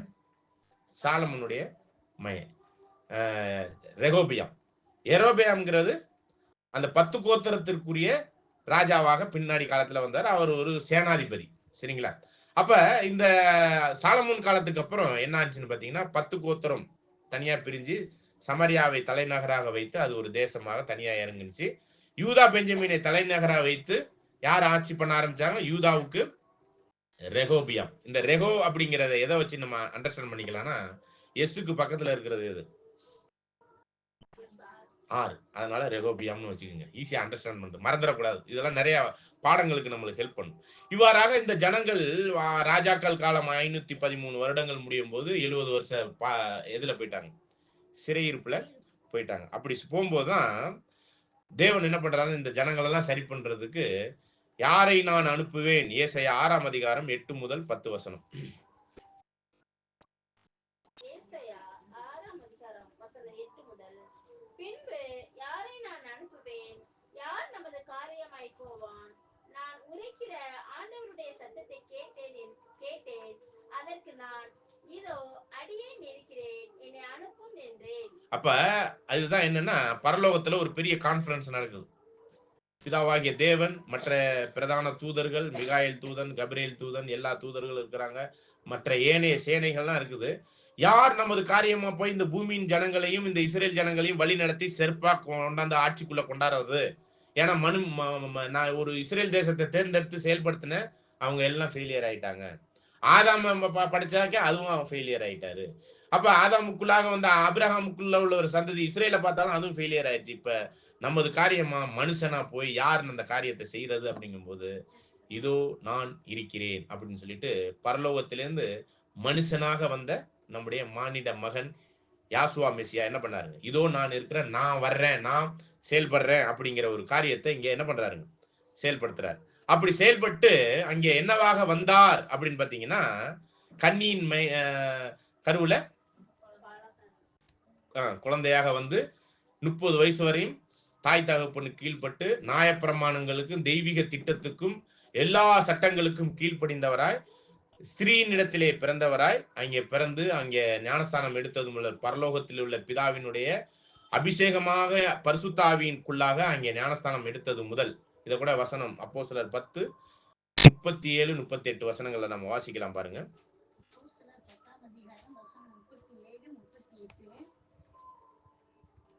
யோவான் ஞானஸ்தானத்தை குறித்து பிரசங்கித்த பின்பு கலிலேயா நாடு முதல் கொண்டு யூதேயா தேசமெங்கும் நடந்த சங்கதி இதுவே.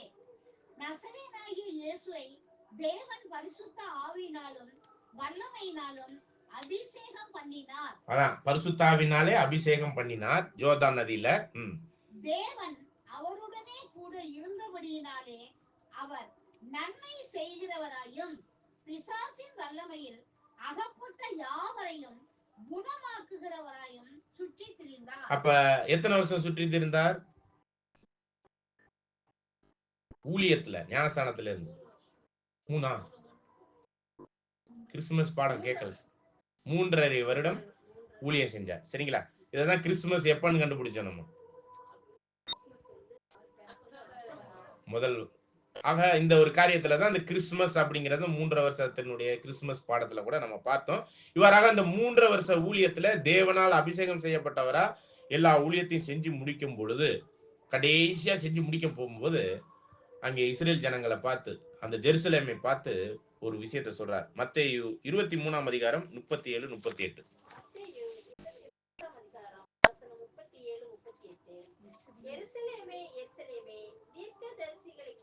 அதாவது 3 வருஷ ஊழியத்தை முடிக்க போகும்போது சரிங்களா சொல்றாரு. இந்த ஜெருசலேம் இஸ்ரேல் எல்லா காரியத்துக்குரிய அந்த 12 கோத்திரத்துக்குரிய ஒரு விஷயத்தை தான் இங்க பேசுறார். படிங்க.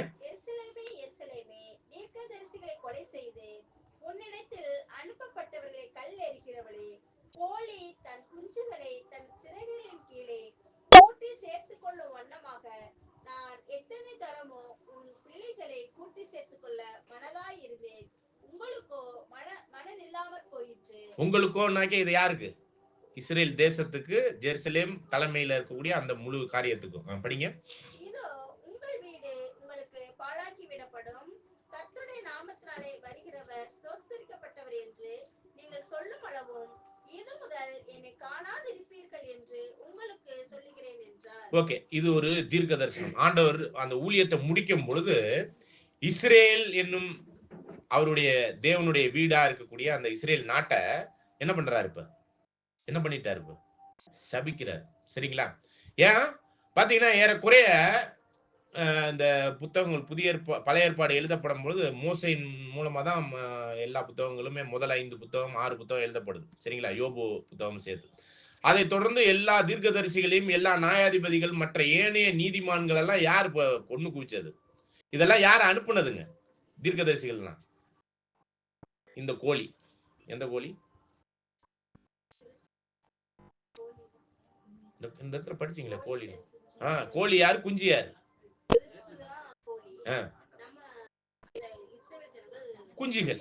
சரிங்களா? இந்த குஞ்சுகள் கிட்ட எத்தனையோ பேர் அனுப்புனா அது என்ன பண்ணிருச்சுங்க? எல்லாரையும் கொன்னு குவிச்சிருச்சுங்க. கடைசியா பார்க்கும்போது யாரு வந்துட்டா? கோழியாகிய ஒரே பேரான குமாரனே அவர் என்ன பண்ணிட்டாருங்க? தாய் ஸ்தானத்துல வச்சு அந்த பிள்ளைகளை இஸ்ரேல் தேசத்தை பாதுகாத்து வந்ததுக்கு தான் கோழி தன் குஞ்சின்னு சொல்றாரு. அப்ப கோழி யாரு குஞ்சு யாருன்னாக்க கோழிய அனுப்பி விட்டு நீ அதோடைய சிறகுக்குள்ளாக நீ பாதுகாத்து வச்சுக்கப்பா அந்த குஞ்சுகள் எல்லாம் அப்படின்னா குஞ்சுகளை ஏன் அப்படி பாதுகாக்கணும்? பாத்தீங்களா? அப்ப முழு பாதுகாப்போடு அந்த இஸ்ரேல் தேசத்துல இருந்து எகிப்து தேசத்துல இருந்து அப்படியே தாங்கி ஏந்தி வந்த அப்படிங்கும் போதுதான் ஏசையா நாம் படிக்கிறோம். சரிங்களா? 62ஆம் ஏசையா 62ல 9வது வசனம்லாம் வரும். சரிங்களா? அது அப்புறம் படிச்சுக்கலாம். சரிங்களா? அப்ப அந்த ஒரு காரியத்துல அந்த சமூகத்தின் தூதனானவர் என்ன பண்ணாரா? தாங்கி ஏந்தி அந்த இஸ்ரேல் ஜனங்களை நம்முடைய ஆண்டவர் தான் கோழி தன் குஞ்சுகளைங்கும் போது அந்த கோழி மாதிரி என்ன பண்ணிட்டு வந்திருக்கிறார்?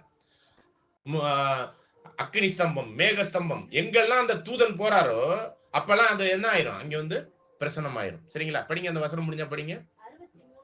63:9 படிங்க. அவர்களுடைய எல்லா நெருக்கத்திலும் அவர் நெருக்கப்பட்டார். அவருடைய சமூகத்தின் தூதனானவர் அவர்களை ரட்சித்தார். அவர் தமது அன்பின் நிமித்தமும் தமது பரிதாபத்தின் நிமித்தமும் அவர்களை மீட்டு பூர்வ நாட்களில் எல்லாம் அவர்களை தூக்கி சுமந்து வந்தார். பாத்தீங்களா? தூக்கி சுமந்து வந்தாரா? புரியுங்களா?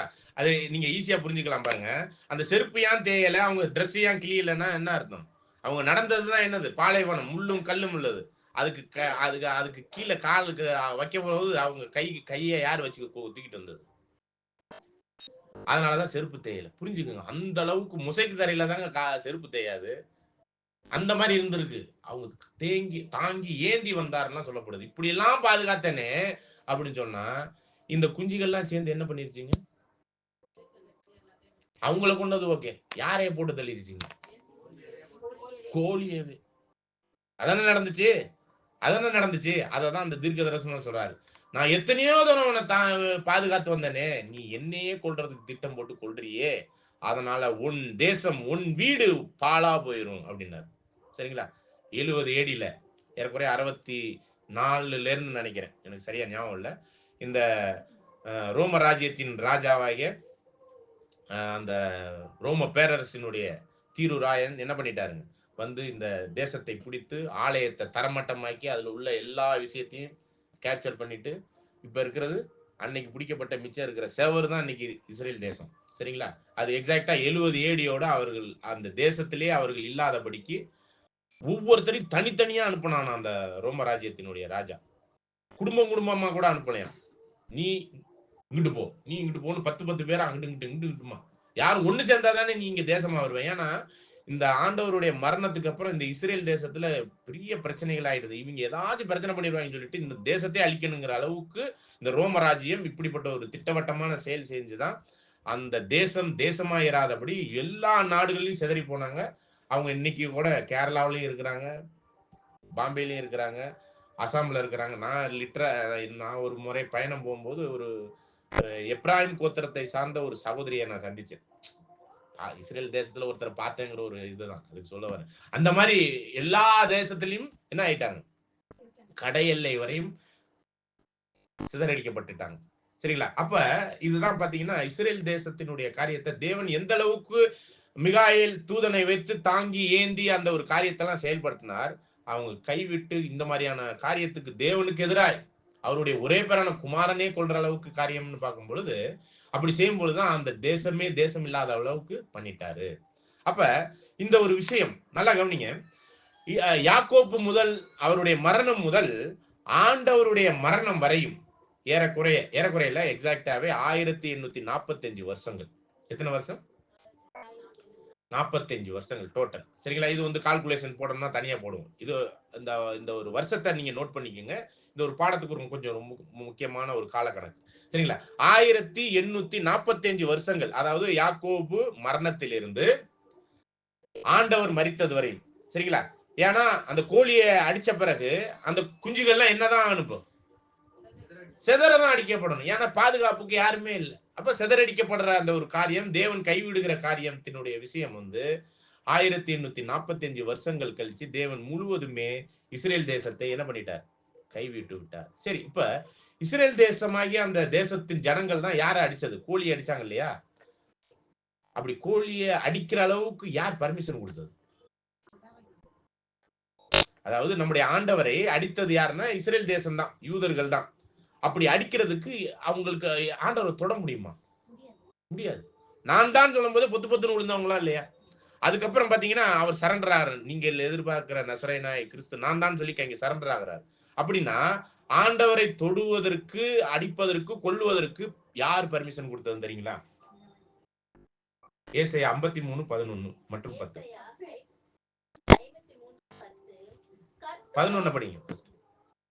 அவர் தமது ஆத்தும வருத்தத்தின் பலனை கண்டு திருப்தியாவார். என் தாசனாகிய நீதிபரர் என் தாசனாகிய யாசுவா மெசியாவாகிய நம்முடைய ஆண்டவர். சரிங்களா? படிங்க. என் தாசனாகிய நீதிபரர் தம்மை பற்றும் அறிவினால் அநேகரை நீதிமான்களாக்குவார். அவருடைய அக்கிரமங்களை தாமே சுமந்து கொள்வார். பாருங்க, அவங்க அவரை எதிர்த்து நின்னாலும் அந்த அக்கிரமங்கள் எல்லாம் யாரே சுமந்துக்கிறாரு? கிறிஸ்துவே சுமந்துக்கிறார். அதே நேரத்துல ஒரு வசனம் இங்க சொல்லப்படுது நம்மளை பத்தி. என்னதுங்க? அக்கிரமத்தை சுமக்கிறதுக்கு முன்னாடி ஒரு வரி வருது பாருங்க. அநேகரை நீதிமான்களாக்குவார். நீதிமான்களாக்குவார். அதுக்கு முன்னாடி அவருடைய அக்கிரமங்களை அதுக்கு முன்னாடி அவர் தமது ஆத்தும வருத்தத்தின் பலனை கண்டு திருப்தியாவார். என் தாசனாகிய நீதிபரர் தம்மை பற்றும் அறிவினால் அநேகரை நீதிமான்கள். அப்ப தம்மை பற்றுகிற அந்த அறிவுக்குரிய அந்த சத்தியத்துக்குள்ள வர்றவங்களை என்ன ஆக்கிடுவார்? நீதிமான ஆக்கிடுவார். மற்ற ஏனைய ஜனங்களுடைய, உலக ஜனங்களுடைய பாவங்களையும் மன்னிப்பார். இதுதான் மெயின் பர்பஸ். தெய்வீக திட்டத்துல கைவிடப்பட்ட இந்த உலக ஜனங்களுக்கும் நமக்கும் எல்லாருக்குமே இந்த ஒரு காரியம் நடக்கணும். அதுக்காக தான் அவர் சாக வேண்டியிருந்துச்சு. இஸ்ரேல் ஜனங்களை ஒரு துரும்பு மாதிரி பயன்படுத்தினார். ஆனா யாருடைய பர்மிஷனோட பயன்படுத்தினார்னு 10வது வசனத்துல படிங்க. யெகோவா பிதாவாகிய தேவன் என்ன பண்ணாரா? எவரை? நம்முடைய ஆண்டவரை நொறுக்கிறதுக்கு அவர் தான் பிளான் போட்டது. சரிங்களா? படிங்க. அவரை இவ்வளவு சாட்டையடி, இவ்வளவு அவமானம், காரி துப்பப்படுதல், இதுக்கெல்லாம் யார் பர்மிஷன் கொடுத்ததுங்க? பயன்படுத்தப்பட்டவங்க இஸ்ரேல் ஜனங்களும் ரோம ராஜ்யம். தொடர்ந்து வாசிங்க. அவருடைய ஆத்துமா தன்னை குற்ற நிவாரண பலியாக ஒப்பு கொடுக்கும் போது அவர் தமது சந்ததியை கண்டு, அவர் தமது சந்ததிங்கிற அந்த சந்ததி யாருங்க? லேக்கன் 44 கண்டு, அவர் தமது சந்ததியை கண்டு நீடித்த நாளாய் இருப்பார். கர்த்தருக்கு சித்தமானது அவர் கையினால் வாய்க்கும். அவரால தான் பிதாவாகிய யெகோவா தேவனுடைய காரியங்கள்லாம் நிறைவேறும் இந்த பூமியில, வானத்துல, எல்லா வகையிலுமே நம்முடைய ஆண்டவர் மூலமா தான் இதெல்லாம் நிறைவேறும். சரிங்களா? அதனாலதான் ராஜா ரெடி ஆயிட்டார். யாருங்க? அவருடைய மரணத்துல மாமிசத்தில் மரித்து ஆவியில் உயிர்த்து பிதாவின் இடத்துல பரலோகத்துக்கு போயிட்டார். ராஜா ரெடி. ராஜாவினுடைய அந்த சந்ததி ரெடியா அப்படிங்கும் போதுதான் வானத்து நட்சத்திரம் நம்ம ரெடி ஆகிட்டு இருக்கிறோம். ஆனா இன்னொரு சந்ததி ரெடியான்னு பார்த்தா இன்னொரு சந்ததியை கையே விட்டுட்டார். யார் கை விட்டுட்டா? ஏறக்குறைய 1845 வருடங்களா அவர்களை தாங்கி ஏந்தி நடத்தி வந்த தேவன் என்ன பண்ணிட்டாராம்? முழுவதும் கைவிட்டுட்டார். அது 70 ஏடியில விலையரங்கமா நடந்துச்சு. அவர் சொன்ன வார்த்தையினுடைய காரியம், அந்த ஆண்டவர் மரித்த, அந்த கோழி மரித்த அப்படிங்கிற ஒரு விஷயத்துல அவர்கள் சிதறடிக்கப்பட்டது. ஏறக்குறைய அந்த வார்த்தை சொன்னது 33 ஏடியில, இது நடந்தது 70 ஏடியில நடந்துருச்சு. சரிங்களா? அப்ப இந்த ஒரு காரியத்தை கொஞ்சம் மைண்ட்ல வச்சுக்கோங்க. சரிங்களா? ஓகே. அப்ப நான் கை விட்டுட்டாருன்னா முற்றிலுமே இனிமே அவங்கள தொடவே மாட்டாரா? அவங்கள பார்க்கவே மாட்டாரா? அவங்கள சரி பண்ணவே மாட்டாரா? அவர்களை ரசிக்க மாட்டாரா? அவர்களை திரும்பவும் செயல்படுத்த மாட்டாரா? பண்ணுவாரா? பண்ண மாட்டாரா? எப்பயுமே இவங்க கை விட்டுட்டு போயிருவாங்க, இவரும் கை விட்டுருவாரு. திரும்ப என்ன பண்ணுவாங்க? எகிப்துல கத்துன மாதிரி கத்துவாங்க. என்ன பண்ணுவார்? கூட்டிட்டு வந்துருவார். அப்படிங்கும் போதுதான் ரோமர் 11ஆம் அதிகாரம் 1வது வசனத்தை வாசிங்க. ரோமர் 11ஆம் அதிகாரம் 1ஆம் வசனம். இப்படி இருக்க தேவன் தம்முடைய ஜனங்களை தள்ளிவிட்டாரோ என்று கேட்கிறேன். தள்ளிவிடவில்லையே. நானும் ஆபிரகாமின் சந்ததியிலும் பென்யமீன் கோத்திரத்திலும் பிறந்த இஸ்ரவேலன். ஓகே, பாத்தீங்களா? தள்ளி எல்லாம் விட்டுறலங்க.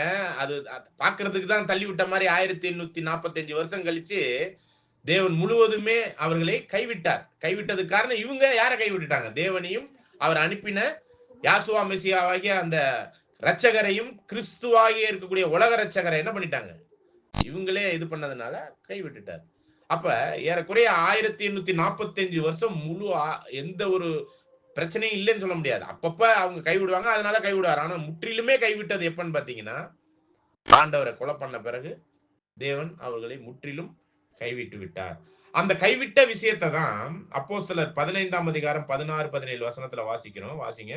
அப்போஸ்தலர் 15ஆம் அதிகாரம் வசனம் 16, 17. எப்படியெனில் மற்ற மனுஷரும் என்னுடைய நாமம் தரிக்கப்படும் சகல ஜாதிகளும் பாருங்க, மற்ற மனுஷன்னா இஸ்ரேல் தேசத்தை இல்லாத மற்ற மனுஷர்கள் தான் புறஜாதி. அவங்களுக்கு ஆசீர்வாதம் போகணும் இல்லையா? யார்கிட்ட கொடுத்த வாக்குத்தத்தம்? ஆபிரகாம்கிட்ட கொடுத்த வாக்குத்தத்தம் நிறைவேறணும் பாத்தீங்களா? அந்த மனுஷர்களுக்கு போக வேண்டிய ஆசீர்வாதங்கள் வந்து எல்லா மனுஷரும் சொல்லிட்டாரு இந்த இடத்துல. படிங்க. என்னுடைய நாமம் தரிக்கப்படும் சகல ஜாதிகளும் கர்த்தரை தேடும்படிக்கு நான் இதற்கு பின்பு பாருங்க, எல்லா ஜாதிகளும் கர்த்தரை தேடுவதற்கு, எல்லா ஜாதியும் அந்த ஆசீர்வாதத்துக்குள் வருவதற்கு. நல்லா கவனிங்க. இப்ப நம்ம ஆபிரகாம் கொடுக்கப்பட்ட வாக்குத்தத்தத்துல 22ஆம் அதிகாரத்துல என்ன சொல்லப்பட்டது? உன் சந்ததிக்குள்ளாக பூமியின் குடிகள் எல்லாம் எல்லா ஜாதிகளும் ஆசீர்வதிக்கப்படும் சொல்றாரு. எல்லா ஜாதியும் ஆசீர்வாதமா வரும். அப்படி வர்றதுக்கு யார் வரணும்? படிங்க. நான் இதற்கு பின்பு திரும்பி நாம் முதலாவர்கள் ஆண்டவர் முதலாவர்களை மனுஷனா வந்து மாமிசத்தில் மரித்து ஆவியில் உயிர்ப்பிக்கப்பட்டு பரலோகம் போயிட்டார். போயிட்டு திரும்பி வந்து இரண்டாம் வருகையில் வந்து விழுந்து போன தாவீதின் கூடாரம். அப்ப முதல் வருகையில வரும்போது அந்த கைவிடப்பட்டு 70 ஏடியில கைவிட்டுட்ட முழுவதுமே சிதறடிக்கப்பட்டுட்டாங்க. குஞ்சுகள்லாம் சிதறி போச்சு. இரண்டாம் வருகையில வரும்போது என்ன பண்ணிடுவாரு? அந்த வீட்டை, அந்த வீடு என்னங்கிறதுங்க, உங்கள் வீடு உங்களுக்கு பாழா போயிருன்னு சொன்ன தாவீதின் வீட்டை என்ன பண்ணிட்டாருங்க? மறுபடியும் எடுப்பித்து அதிலே பழுதாய் போனவைகளை மறுபடியும் சீர்படுத்தி. அப்ப முதல்ல தேசமாக்கி அத்திமரம் துளிர் விட்டுருச்சு. இப்ப இரண்டாம் வருகையில ஆண்டவர் இரண்டாம் வருகையில வந்து அத்திமரமாகி அந்த கூடாரத்தை எடுத்துட்டாரு. எடுத்துட்டு இப்ப என்ன பண்ணிக்கிட்டு இருக்காரு? ரிப்பேர் பண்ணிக்கிட்டு இருக்காரு. புரியுதுங்களா? அப்ப அந்த ரிப்பேரினுடைய விஷயம் தான் இப்ப நடந்துகிட்டு இருக்கு. அந்த தேசம் இன்னும் தேசத்திற்குரிய எல்லா பவருக்குள்ள வரல, இன்னும் வந்து கொண்டு இருக்குதுங்கிறதா இப்ப இன்றைய நாளினுடைய தீர்க்க தரிசனம். சரிங்களா? அப்ப எழுப்பித்து அந்த பிரச்சனைகள் எல்லாம் என்ன பண்ணிக்கிட்டு இருக்காரு? சரி பண்ணிக்கிட்டு இருக்காரு. தொடர்ந்து வாசிங்க. மறுபடியும் சீர்படுத்தி அதை செவ்வையாக நிறுத்துவேன் என்று இவைகள் எல்லாவற்றையும் செய்கிற கர்த்தர் சொல்லுகிறார் என்று எழுதியிருக்கிறது. அப்ப இது எங்க எழுதியிருக்குன்னு தெரியுங்களா? ஆமோஸ் 9ஆம் அதிகாரம் 11, 12 வசனத்துல எழுதியிருக்கு. படிங்க. ஆமோஸ் 9ஆம் பேஜ் நம்பர் சொல்லிட்டு படிக்கணும். ஆமோஸ் 9ஆம் அதிகாரம் வசனம் 11, 12, பக்கம் 1071. படிங்க. ஏதோமில் மீதியானவர்களையும் என் நாமம் விளங்கின சகல ஜாதிகளையும் வசமாக்கி கொள்ளும்படிக்கு அந்நாளிலே என்னால் வருகை 1000 வருட அரசாட்சியாகி அந்த ஒரு நாள் தான் 1000 வருட அரசாட்சியிலே விழுந்து போன தாவீதின் கூடாரத்தை நான் திரும்ப எடுப்பித்து அதன் திறப்புகளை அடைத்து அதில் பழுதாய் போனவைகளை சீர்படுத்தி பூர்வ நாட்களில் இருந்தது போல. பூர்வ நாளத்துல எப்படி சவுல் ராஜாவுக்கு அப்புறம் தாவீது ராஜா எல்லாத்தையும் கேப்சர் பண்ணாரு பாத்தீங்களா? அதுக்கப்புறம் சாலமோன் காலத்துல எப்படி இருந்துச்சுங்க? எல்லா தேசத்தோடும் சமரசமான ஒரு ஜீவியத்துக்குள்ள இஸ்ரேல் ஜனங்கள் ஜீவிச்சாங்கல்ல சாலமோன் காலம். அந்த மாதிரியான எந்த பிரச்சனை இல்லாத ஒரு தேசமா மாறும். ஆனா சாலமோன் காலத்துக்கு முன்னாடி என்ன ஆச்சு? தாவீது காலத்துல பிரச்சனை தான். அவர் ரத்தமா சிந்த வச்சார்.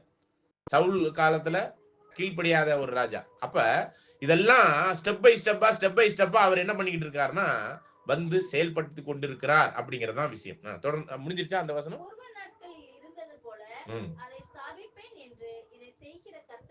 அப்ப அவருடைய அந்த நாளில் அதை செய்து கொண்டிருக்கிறார். இன்னைக்கு நம்ம பார்க்கும்போது இஸ்ரேல் தேசமாக்கப்பட்டுருச்சு, ஒரு நாடாயிருச்சு. ஆனா காரியங்கள் என்னன்னா இன்னும் முழுமையான பரலோக ராஜ்யத்திற்குரிய வெளியரங்கமான ராஜ்யம் ஆகிறதுக்கு இன்னும் டபுள் மடங்கு இஸ்ரேல் தேசம் புவியியல் ரீதியா கேப்சர் ஆகணும், செயல்படணும். அது இல்லாம உலக நாடுகள் எல்லாமே யாரை நாடி வரணும்னு இந்த வசனம் சொல்லிருச்சு. இந்த ஆமோஸ்ல படிச்சீங்க இல்லையா? அந்த முதல் வரியை படிங்க. ஏதோமின் மீதியானவர்கள். சரிங்களா? ஓகே. வசமாக்கி கொள்வதற்கு நான் என்ன பண்ணணும்? இஸ்ரேல் என்ற தேசத்தை நான் என்ன பண்ணணும்? இப்ப கட்டணும். இப்ப கட்டிட்டாருன்னே பாக்குறோம். அப்ப அதனாலதான் ஆண்டவர் 2ஆம் வருகையில வந்து 1000 வருட அரசாட்சியை பண்ணிக்கிட்டு இருக்கிறாருங்கிறத அத்திமரம் துளிர் விட்டதை வச்சு நம்ம பாக்குறோம். சரிங்களா? மற்ற தேசமாகிய மற்ற தேசத்துக்குமே விடுதலை கொடுத்திருக்கிறார். அவங்களுக்கு ஒரு நம்பிக்கை உண்டாகும் அளவுக்கு. சரிங்களா? ஆனா உண்மையிலே இந்தியா முதற்கொண்டு, பாகிஸ்தான் முதற்கொண்டு மற்ற சின்ன சின்ன நாடுகள்லாம் இன்னைக்கு என்னது சுதந்திரம் அடைஞ்சு குடியரசு நாடா ஆனதுக்கு மெயின் காரணமே யாருதான்? யாருதான்? ஆண்டவருடைய 2ஆம் வருகை 1000 வருடம். ஆனா அது அவங்களுக்கு தெரியுமா? உண்மை இதுதான். இது செஞ்சவரே நம்முடைய ஆண்டவர் தான். சரிங்களா? அப்படிப்பட்ட ஒரு ஆச்சரியமான காலகட்டத்துல வாழ்றோம். இவ்வாறாக இந்த ஒரு விஷயம் பார்க்கும்பொழுது தான் 1845 வருஷம் தேவன் இஸ்ரேல் ஜனங்களை நல்வழி நடத்தி கொண்டு வந்துகிட்டு இருந்தார். அந்த கிறிஸ்துவே அவங்க கொன்னதுனால எத்தனை வருஷம் அவர்களை தாங்கி ஏந்தி கொண்டாந்தாரோ அத்தனை வருஷம் அவர்களை கைவிட்டுட்டார். புரியுதுங்களா? இத எப்படி நம்ம புரிந்து கொள்ளலாம் அப்படிங்கும்போது ஜெரமியா 16ஆம் அதிகாரம் 17 மற்றும் 18 வசனத்தை வாசிங்கள். 16ல 17, 18. எரேமியா 16 வசனம் 16 மற்றும் 17. 17 மற்றும் 18. சரி 16ல இருந்தே படிங்க. பக்கம் 895. இதோ நான் மீன் பிடிக்கிற அநேகரை அழைத்தனுப்புவேன், இவர்கள் அவர்களை பிடிப்பார்கள். அதற்கு பின்பு வேட்டைக்காரராகிய அநேகரை அழைத்தனுப்புவேன். ஜெரமியா 16. ஓகே. இவர்கள் அவர்கள் எல்லா மலைகளிலும் எல்லா குன்றுகளிலும் கண்மலையின் வெடிப்புகளையும் வேட்டையாடுவார்கள். என் கண்கள் அவர்களுடைய எல்லா வழிகள் மேலும் நோக்கமாயிருக்கிறது. அவைகள் என் முகத்துக்கு முன்பாக மறைந்திருக்கிறதில்லை. அவர்களுடைய அக்கிரமம் என் கண்களுக்கு முன்பாக மறைவாய் இருக்கிறதுமில்லை. முதலாவது நான் அவர்களுடைய அக்கிரமத்துக்கும் அவர்களுடைய பாவத்துக்கும் இரட்டிப்பாய் நீதியை சரி கட்டுவேன். அவர்கள் என் தேசத்தை தீட்டுப்படுத்தி என் சுதந்திரத்தை சீ என்று அருவருக்கப்படத்தக்க தங்கள் காரியங்களின் நாற்றமான விக்கிரங்களினாலே நிரப்பினார்கள் என்று கர்த்தர் சொல்கிறார். அப்ப இதுதான் என்னன்னு பாத்தீங்கன்னா, இந்த இடத்துல இந்த மீன் பிடிக்கிறவங்க வேட்டையாடுறவங்களை பத்தி அப்புறம் பார்ப்போம். சரிங்களா? இதெல்லாம் என்ன ஒரு தீர்க்க தரிசனம் நிறைவேறுதல்னு பின்னாடி நம்ம புரிஞ்சுக்குவோம். ஆனா இந்த இடத்துல நீங்க என்ன புரிஞ்சுக்கணும்னா 18வது வசனம், அவர்களுடைய அக்கிரமங்களுக்கு அவர்களுடைய பாவங்களுக்கும் ரெட்டிப்பாய் நீதியை, ரெட்டிப்புனா என்னது? 2 மடங்கு அப்படின்னு அர்த்தம். இந்த வாசிக்கும் போது இந்த வசனத்தை, சரிங்களா? இதுவனுடைய இந்த எபிரேய பதம் ரெட்டிப்பு அப்படிங்கிறது வந்து எபிரேய பதத்துல மிஸ்னியக் அப்படிங்கிற ஒரு வார்த்தை. இது எப்படி சொல்லப்படுதுன்னா, அந்த மிஸ்னியக் அப்படிங்கிற ஒரு வார்த்தை டைரக்டா அந்த மொழிபெயர்ப்புல எப்படி பார்க்கிறோம்னா, ஈக்குவல் சேம் போர்ஷன், சரிசமமான அதே அளவு, சரிசமமான அதே அளவு. அப்படின்னா எத்தனை காலங்கள் அவர்களுடைய காரியத்துல அவர்களை தாங்கி ஏந்தி செயல்பட்டு வந்தாரோ, அவங்க பாவமா செஞ்சுக்கிட்டு இருந்தாங்க, இருந்தாலும் அவங்களை என்ன பண்ணிக்கிட்டு இருந்தாரு? தாங்கி ஏந்தி 1845 வருஷமா செயல்பட்டாரோ அத்தனை வருஷம் அவங்களை என்ன பண்ணிட்டாராம்? கைவிட்டுட்டாரு. இதுதான் அந்த தீர்க்க தரிசனம் இங்க சொல்லப்பட்டது. அப்ப 1845 வருஷம் இஸ்ரேல் தேசம் முழு தெய்வீக பாதுகாப்புக்குரிய காரியங்கள் வாய்ப்பு கிடைக்கும் போதெல்லாம் தேவன் அதை செயல்படுத்திக்கிட்டு இருந்தார். ஆனா அந்த நீதிக்கு நீதியாய் நீங்க எனக்கு கீழ்ப்படிஞ்சீங்கன்னா உங்களை ஆசீர்வதிப்பேன். ஆனா நீங்க கீழ்ப்படியலன்னா எத்தனை காலங்கள் உங்களை ஆசீர்வதித்து வச்சிருந்தனோ அத்தனை காலங்கள் உங்களை நான் என்ன பண்ணிடுவேன்? கைவிட்டுருவேன். அதனாலதான் இன்னைக்கு தேசமே இல்லாத அளவுக்கு முழு தேசமும் கைவிடப்பட்டு திரும்பவும் கூட்டி சேர்க்கப்பட்டுருச்சுன்னா, அந்த 1845 வருஷம் ஆசீர்வதித்தார், திரும்பவும் 1845 வருஷம் கைவிட்டுட்டார். அந்த கைவிட்ட காலமும் முடிஞ்சதுனாலதான் இப்ப தேசம் குடியேறப்பட்டிருக்கு. சரிங்களா? எத்தனை வருஷம்? இப்ப ஆண்டவர் மரிச்சது எப்பங்க? 33 ஏடி. 33 ஏடி. அதுல இருந்து இப்ப கால்குலேட் பண்ணுங்க. 1845.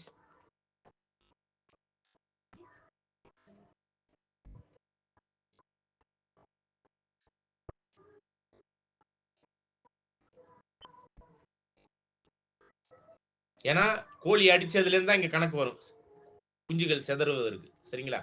அப்ப 33 ஏடியில ஆண்டவர் சிலுவையில் மரிக்கிறார். அப்ப மரிச்சதுல இருந்து 1845 சிம்பிளா போடுங்க. 1878 வரும். 78 ஓகே, அவ்வளவுதான். அப்ப 1878 அப்படின்னா அதுக்கு 3.5 வருஷம் முன்னாடி தான் யார் வந்தது? 1874 ஆண்டவர் 2ஆம் வருகையில ராஜ்யத்தை ஸ்டார்ட் பண்ண பிறகு என்ன பண்ணிட்டார்? அவர்கள் கைவிட்ட காலங்கள் முடிஞ்ச பிறகு இந்த விசேஷ விதமான அந்த நாளும் முடிஞ்சிருச்சு. எந்த நாள் முடிஞ்சிருச்சு? 1878ல அந்த கைவிடப்படக்கூடிய அந்த காலகட்டமும் முடிஞ்சிருச்சு.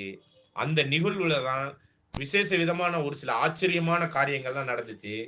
முதல் முறையா அங்கே வந்து இஸ்ரேல் நாட்டுக்கு ஒரு சில பேர் வந்து அங்கே குடியேற ஆரம்பிச்சாங்க. ஒரு கிராமத்த காசு குடுத்து, விலை காசு குடுத்து வாங்கி, அந்த கிராமமாக வந்து செயல்படுவதற்கான ஒரு முகாந்திரம் அப்பதான் முதன்னு ஏற்பட்டுச்சு. 1878ல. அப்ப அந்த காலங்கள் முடிஞ்ச பிறகு தான் கொஞ்சம் கொஞ்சமா அநேக விஷயத்துல அவர்களை கூட்டி சேர்த்து 1948ல என்ன நடந்துச்சு?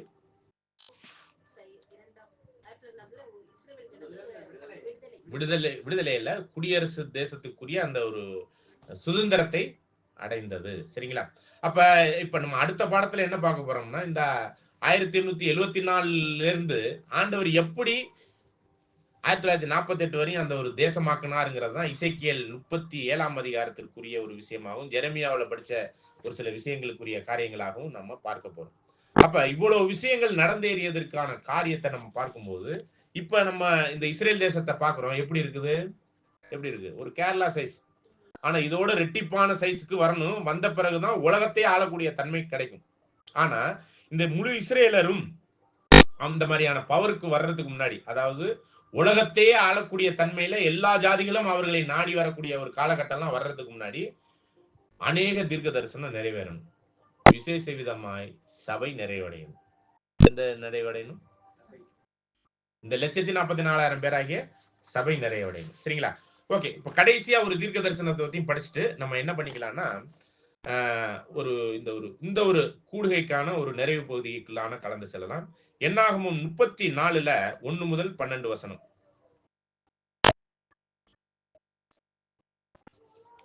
என்னாகமம் 34ஆம் அதிகாரம் வசனம் 1 முதல் 12. 1 முதல் 12. கர்த்தர் மோசேயை நோக்கி, நீ இஸ்ரவேல் புத்திரருக்கு கட்டளையிட்டு சொல்ல வேண்டியது என்னவென்றால், கானான் தேசம் அதன் எல்லைகள் உட்பட உங்களுக்கு சுதந்திரமாக கிடைக்கப் போகிறது. நீங்கள் கானான் தேசத்தில் சேரும்போது உங்கள் தென்புறம் சீன் வனாந்தரம் தொடங்கி பாருங்க, ஒரு எல்லையை குறிக்கிறார். அந்த தேசத்துக்கான எல்லையை இங்கதான் குறிக்கிறார்.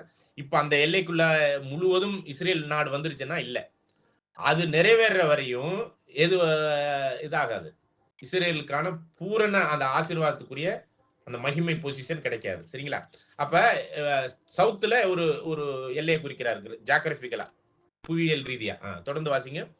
உங்கள் தென்புறம் சீன் வனாந்தரம் தொடங்கி ஏதோம் தேசத்தின் ஓரம் மட்டும் இருக்கும். கிழக்கே இருக்கிற உப்பு கடலின் கடைசி தொடங்கி உங்கள் தென் எல்லையாய் இருக்கும்.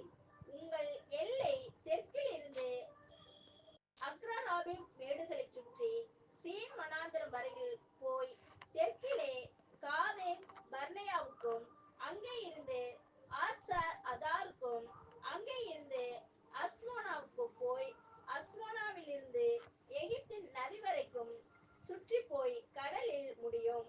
மேற்றிசைக்கு பெருங்கடலே. இப்ப காசாவெல்லாம் அதுல வருது. இப்ப காசா இப்பதான் திரும்பவும் அவங்க கண்ட்ரோலுக்குள்ள கொண்டு இருக்காங்க. அது பாருங்க, எகிப்தினுடைய எந்த எல்லை வரையும் வருது பாருங்க. கீழே இன்னும் நிறைய இடம் பிடிக்க வேண்டியிருக்கு. இப்போ படிங்க. மேற்றிசைக்கு பெருங்கடலே உங்களுக்கு எல்லை, அதுவே உங்களுக்கு மேற்புறத்து எல்லையாய் இருக்கும். உங்களுக்கு வடதிசை எல்லை பெருங்கடல் தொடங்கி ஓர் என்னும் மலையை உங்களுக்கு குறிப்பாக வைத்து, ஓர் என்னும் மலையை தொடங்கி ஆமாத்திற்கு போகிற வழியை குறிப்பாக வைத்து, அங்கே இருந்து அந்த எல்லை சேதாதத்திற்கு போய், அங்கே இருந்து அது சிப்ரோனுக்கு போய் ஆத்சார் ஏனாலிலே முடியும். அதுவே உங்களுக்கு வடபுறத்து எல்லையாய் இருக்கும். உங்களுக்கு கீழ்திசை எல்லைக்கு ஆத்சார் ஏனானிலிருந்து சேப்பாமை குறிப்பாக வைத்து, சேப்பாமில் இருந்து எல்லையானது ஆயினுக்கு கிழக்கில் உள்ள ரிப்லா பரியந்தமும். அதாவது இந்த அரபு நாடுல உள்ள ஒரு சில இடங்கள்லாம் கண்ட்ரோல்ல வரல. அதை பத்தி பேசிக்கிட்டு இருக்காரு இந்த இடத்துல. படிங்க. அங்கே இருந்து கிண்ணரேத் கடல் பரியந்தமும் அதன் கீழ்கரையோரமும் கிண்ணரேத்துனா கலிலேயா கடல் தான் அது. அங்கே இருந்து யோர்தான் பரியந்தமும் போய் உப்பு கடலில் முடியும். இந்த சுற்று எல்லைகளை உடைய தேசமே உங்களுக்குரிய தேசம் என்று சொல் என்றார். ஓகே. அப்ப இந்த விஷயம்லாம் எப்ப நடந்து முடியும் அப்படின்னு ஒரு எதிர்பார்ப்பு இருக்குன்னா, சபை முடியிறப்பதான் இதெல்லாம் ஒரு 3வது உலகப் போர்னு அருமகதோன் யுத்தம்னு வரும். அதுதான் எசேக்கியேல் 38ல கோகு மாகோகு யுத்தம்னு கூட சொல்லப்படுது. சபை முழுவதும் உயிர்த்தெழுந்து போன பிறகு இந்த 3ஆம் உலகத்தினுடைய நிறைவு பகுதியில என்ன சொல்லப்போனா ஆபேல் முதல் கொண்டு யோவான் ஸ்நானன் வரையும் உள்ள முற்பிதாக்களும் உயிர்த்தெழுந்து வந்துருவாங்க. அந்த யுத்தத்துல நின்னு அந்த யுத்தத்தை ஜெயிக்க போறவங்களே யாருதான் பாத்தீங்கன்னா இஸ்ரேல் தேசம். அப்படி ஜெயிக்கும் போதுதான் உலக தேசமே இவங்கள்ட்ட இருக்கிற கடவுள் தான் உண்மையான கடவுள்னு நம்பி வருவாங்க. அப்ப அந்த ஒரு பகுதியெல்லாம் இன்னும் கவர் ஆகாத பட்சத்துல இந்த தீர்க்க தரிசனத்தினுடைய ஒரு பார்ட் என்ன ஆயிருக்குது, அத்திமரம் துளிர் தான் விட்டுருக்கு. இது முழுவதும் பிரம்மாண்டமான ஒரு தேசமாக முழுவதும் பிடிக்கப்படுறதுக்கான ஒரு விஷயம் இப்ப என்ன நடந்துகிட்டு இருக்கு அப்படின்னு பாத்தீங்கன்னா, சங்கீதம் 83ஆம் சங்கீதத்துல சொல்லப்பட்டிருக்கிற அரபு நாடுகள் ஏறக்குறைய ஒரு 10-15 நாடுகளை பத்தி சொல்லப்பட்டிருக்கு. அதை படிக்க வேணாம், நீங்க போய் வீட்டுல படிங்க. அந்த நாடுகள்லாம் சேர்ந்து யுத்தம் பண்ணி அதெல்லாம் தோற்கடிக்கணும். யார் தோற்கடிக்கணும்? இஸ்ரேல். அது மாதிரியான யுத்தங்கள் தான் இப்ப நடந்துகிட்டு இருக்கிற யுத்தம். சரிங்களா? 83ஆம் சங்கீதம் நீங்க யூடியூப்ல எல்லாம் உலகளாவிய அளவில் உள்ள யூடியூப்லயே போட்டு பாத்தீங்கன்னா, அந்த 83ஆம் சங்கீதத்துல எந்தெந்த நாடு இன்னும் இஸ்ரேல் நாட்டுக்குள்ள வரலையோ அதெல்லாம் கேப்சர் பண்ணக்கூடிய ஒரு விஷயம் 83ஆம் சங்கீதம். இது நடந்து முடிஞ்ச பிறகு சபை முடியணும். சபை முழுவதும், அதாவது கீழே உள்ள கடற்கரை மணலும் நிறைவடையணும், வானத்து நட்சத்திரமாகிய சபை நிறைவடையணும். ஆனா சபையும் பேரலா முடிய போது இந்த இஸ்ரேல் ஜனங்களுடைய எல்லைகளுக்குரிய அந்த ஆக்கிரமிப்பினுடைய ராஜ்யமும் முடிவுக்கு வரும். அப்பதான் 2 சந்ததியும் என்ன ஆகுங்க, முழுமையடையும். அப்ப ஃபர்ஸ்ட் யார் நிறைவடையும்னா வானத்துக்குரிய வானத்து சந்ததி தான் ஃபர்ஸ்ட் நிறைவடையும். அதுக்கப்புறம் தான் 3ஆம் உலகப் போருக்குரிய அந்த உச்சகட்டமான எதுங்க, மகா உத்தர காலம், கோகு மாகோகு யுத்தம், அருமகதோன் யுத்தம், எல்லா தேசத்தையும் இஸ்ரேலுக்கு ஆப்போசிட்டா கொண்டாந்து தேவன் நிறுத்துவாராம். சரிங்களா? வராத தேசத்தை, அதாவது சண்டைக்கு வரலன்னு வச்சுங்களேன், ஒரு வசனம் எப்படி இருக்குன்னு பாத்தீங்கன்னா, குரடை எடுத்துக்கிட்டு பல்ல பிடிச்சி வா சண்டைக்கு அப்படின்னு கூப்பிடுவார். குரடை எடுத்துக்கிட்டு பல்ல பிடிச்சி வா அப்படின்னு ரஷ்யாவை கூப்பிடுவார். என்னைக்கு ரஷ்யா இஸ்ரேலை அட்டாக் பண்ணுதோ குரடை பிடிச்சிட்டாருன்னு அர்த்தம். இதெல்லாம் தீர்க்க தரிசனம் நிறைவேறுது. சரிங்களா? இதுக்கப்புறம் தான் முழு தேசமும் அதற்குரிய முழு கண்ட்ரோலுக்குள்ள வரும். இதெல்லாம் பின்னாடி நம்ம என்ன இந்த ஒரு இஸ்ரேல் பற்றிய தீர்க்க தரிசனத்துல நம்ம பார்க்கலாம். இப்ப நம்ம இந்த பாடத்தினுடைய நிறைவு பகுதிக்குள்ள நம்ம என்ன புரிந்து கொள்ளலாம்னா, இவைகளெல்லாம் நிறைவேறி தீர காரியங்களா இருக்க தேவன் ஏன் இவ்வளவு நீடிய பொறுமையோட இருக்கிறார்னா, அந்த 3ஆம் உலக யுத்தத்தை ஏன் கொண்டாடல இன்னைக்கு? அதுவா காரணம்? சரிங்களா? ஆகவே இப்ப பாருங்க, இப்ப அந்த அந்த எல்லையெல்லாம் பிடிக்க இப்ப பாருங்க, அநேக அரபு நாடுகள் வந்து அப்பப்ப அட்டாக் பண்ணிக்கிட்டே இருக்கிறாங்க. ரஷ்யா கூட வந்து அப்பப்ப என்ன மாதிரி பண்ற மாதிரி வருது, ஆனா வர மாட்டேங்குது. சரிங்களா? ரஷ்யா தான் ஃபர்ஸ்ட் லாஸ்ட்ல வரும். சரிங்களா? கோகு மாகோகு அப்படின்னா மாஸ்கோ அப்படிங்கிற இதுக்கு தான் அந்த கோகு மாகோகு யுத்தம்னு சொல்லப்படுது பைபிள் ரீதியா. அப்ப அவங்க எல்லாம் இன்னும் வரமாட்டேங்கிறாங்க. காரணம் என்னன்னா, இந்த அரபு யுத்தம் இப்ப சுத்தி சுத்தி நடந்துகிட்டு இருக்கு. சரிங்களா? எவ்வளவு போராட்டம் பாருங்க. அந்த கேரளா சைஸ்ல உள்ள நாடு பாட்டு யார் வந்தாலும் அவங்களுக்கு அதை பத்தி எல்லாம் எந்த இதுவும் இல்லை. சரிங்களா? 67ல ஒரு யுத்தம் நடந்துச்சு. சரிங்களா? 6 நாள் யுத்தம். அந்த அரபு நாடுகள் எல்லாம் அதை பத்தி எல்லாம் அடுத்த பாடத்துல பார்ப்போம். அரபு நாடுகள் எல்லாம் சேர்ந்து வந்து அட்டாக் பண்ணி அந்த மேற்கு எல்லையா இருக்கக்கூடிய கடல்ல கொண்டு போய் எல்லாரையும் இஸ்ரேல் தேசத்தையும் கடல்ல தள்ளி கொண்டு போடுவோம்னு பிளான் போட்டாங்க. எல்லா அரபு நாடுகளும் சேர்ந்து, இன்க்ளூடிங் எகிப்து. சரிங்களா? 67ன்னு நினைக்கிறேன். 67 தான் 6 நாள் யுத்தம். எல்லாம் சேர்ந்து அட்டாக் பண்ணி கொண்டாந்து கடல்ல தள்ளி எல்லாம் கொண்டலாம்னு பார்த்தா 1967 சொல்றேன். சரிங்களா? எல்லா நாடும் சரண்டர் ஆயிடுச்சு. எப்படி ஜெயிச்சாங்கிறது ஆச்சரியமாயிருச்சு. என்ன பண்ணாங்க? சிம்பிள் தான். என்ன பண்ணாங்கன்னா, அவங்க நாட்டுல உள்ள எல்லா ஏரோப்ளேனையும் ஒரே நேரத்துல, சண்டை போடுற ஏரோப்ளேன் ஒரே நேரத்துல எடுத்து அவங்களுடைய ஓடுதளம் இருக்கு இல்லையா, ரன்வே, அதுல போய் எல்லா ஓடுதளத்திலையும் பாம்பு போட்டுட்டு வந்துட்டாங்க. எல்லாரும் இங்க ஏரோப்ளேன்ல போய் சண்டை போடலான்னு அடுத்த நாள் பிளான் போட்டா இன்னைக்கே நைட்ல கொண்டு போய் போட்டுட்டு வந்தோடனே எல்லா நாடும் ஐயா அப்படின்னு கை கட்டிட்டாங்க. 6 நாள்ல யுத்தம் முடிஞ்சிச்சு. அத்தனை அரபு நாடுகளுடைய விஷயம். இதெல்லாம் நிறைய விஷயம் இருக்கு. இதெல்லாம் நம்ம பார்க்கலாம். ஆனா இந்த காரியம்லாம் ஏன் திரும்ப திரும்ப அப்படியே யுத்தம் வர்ற மாதிரி இருக்கு. அப்பப்போ யுத்தம் வருது. எல்லா காரியமும் நான் இஸ்ரேலை மையப்படுத்தி தானே இன்னைக்கு உலகமே அப்படியே பார்த்துக்கிட்டு இருக்கிறாங்களா இல்லையா? நம்ம நாட்டிலயும் ஏகப்பட்ட பிரச்சனை வருது. வருஷம் முச்சோடு பேசப்படுற ஒரே தேசத்தினுடைய பிரச்சனை என்னங்க? இஸ்ரேல் தான். இது எப்பயில இருந்து? 3000 4000 வருஷமா இருக்கக்கூடிய பிரச்சனைங்க இது. இதுக்கெல்லாம் தீர்வு யார் கையில இருக்கு தெரியுமா? இப்ப இங்க இருக்கிற நம்ம கிட்ட. நம்ம மட்டும் சபை ஆயிட்டோம்னா, அன்புக்குரிய இவ்வளவு சத்தியத்தை ஏன் நம்மளுக்கிட்ட சொல்றாரு தெரியுங்களா? இந்த விஷயம்லாம் மற்றவங்களுக்கு தெரியாது. உலகம் எப்படி முடிய போகுது, இஸ்ரேலினுடைய வெற்றி எப்படி, யாரால, எங்க, எப்படி, என்ன செய்ய போகுது, இதெல்லாம் தீர்க்க தரிசனங்களும் பைபிள்ல இருக்கு. இதனுடைய நிறைவேறுதலுக்குரிய காரியங்கள் எல்லாமே யார்கிட்ட வச்சுட்டாரு? ஆனா பாருங்க, இந்த ஒரு வாய்ப்பை இஸ்ரேல் ஜனங்களுக்கான அந்த ஒரு 1,44,000 பேருக்குரிய வாய்ப்பை ஸ்டாப் பண்ணிட்டு நம்மளுக்கு கொடுத்திருக்கிறாராம். இந்த வசனத்தை வச்சு படிச்சுட்டு இந்த ஒரு கூடுகை நிறைவு பண்ணலாம். ரோமர்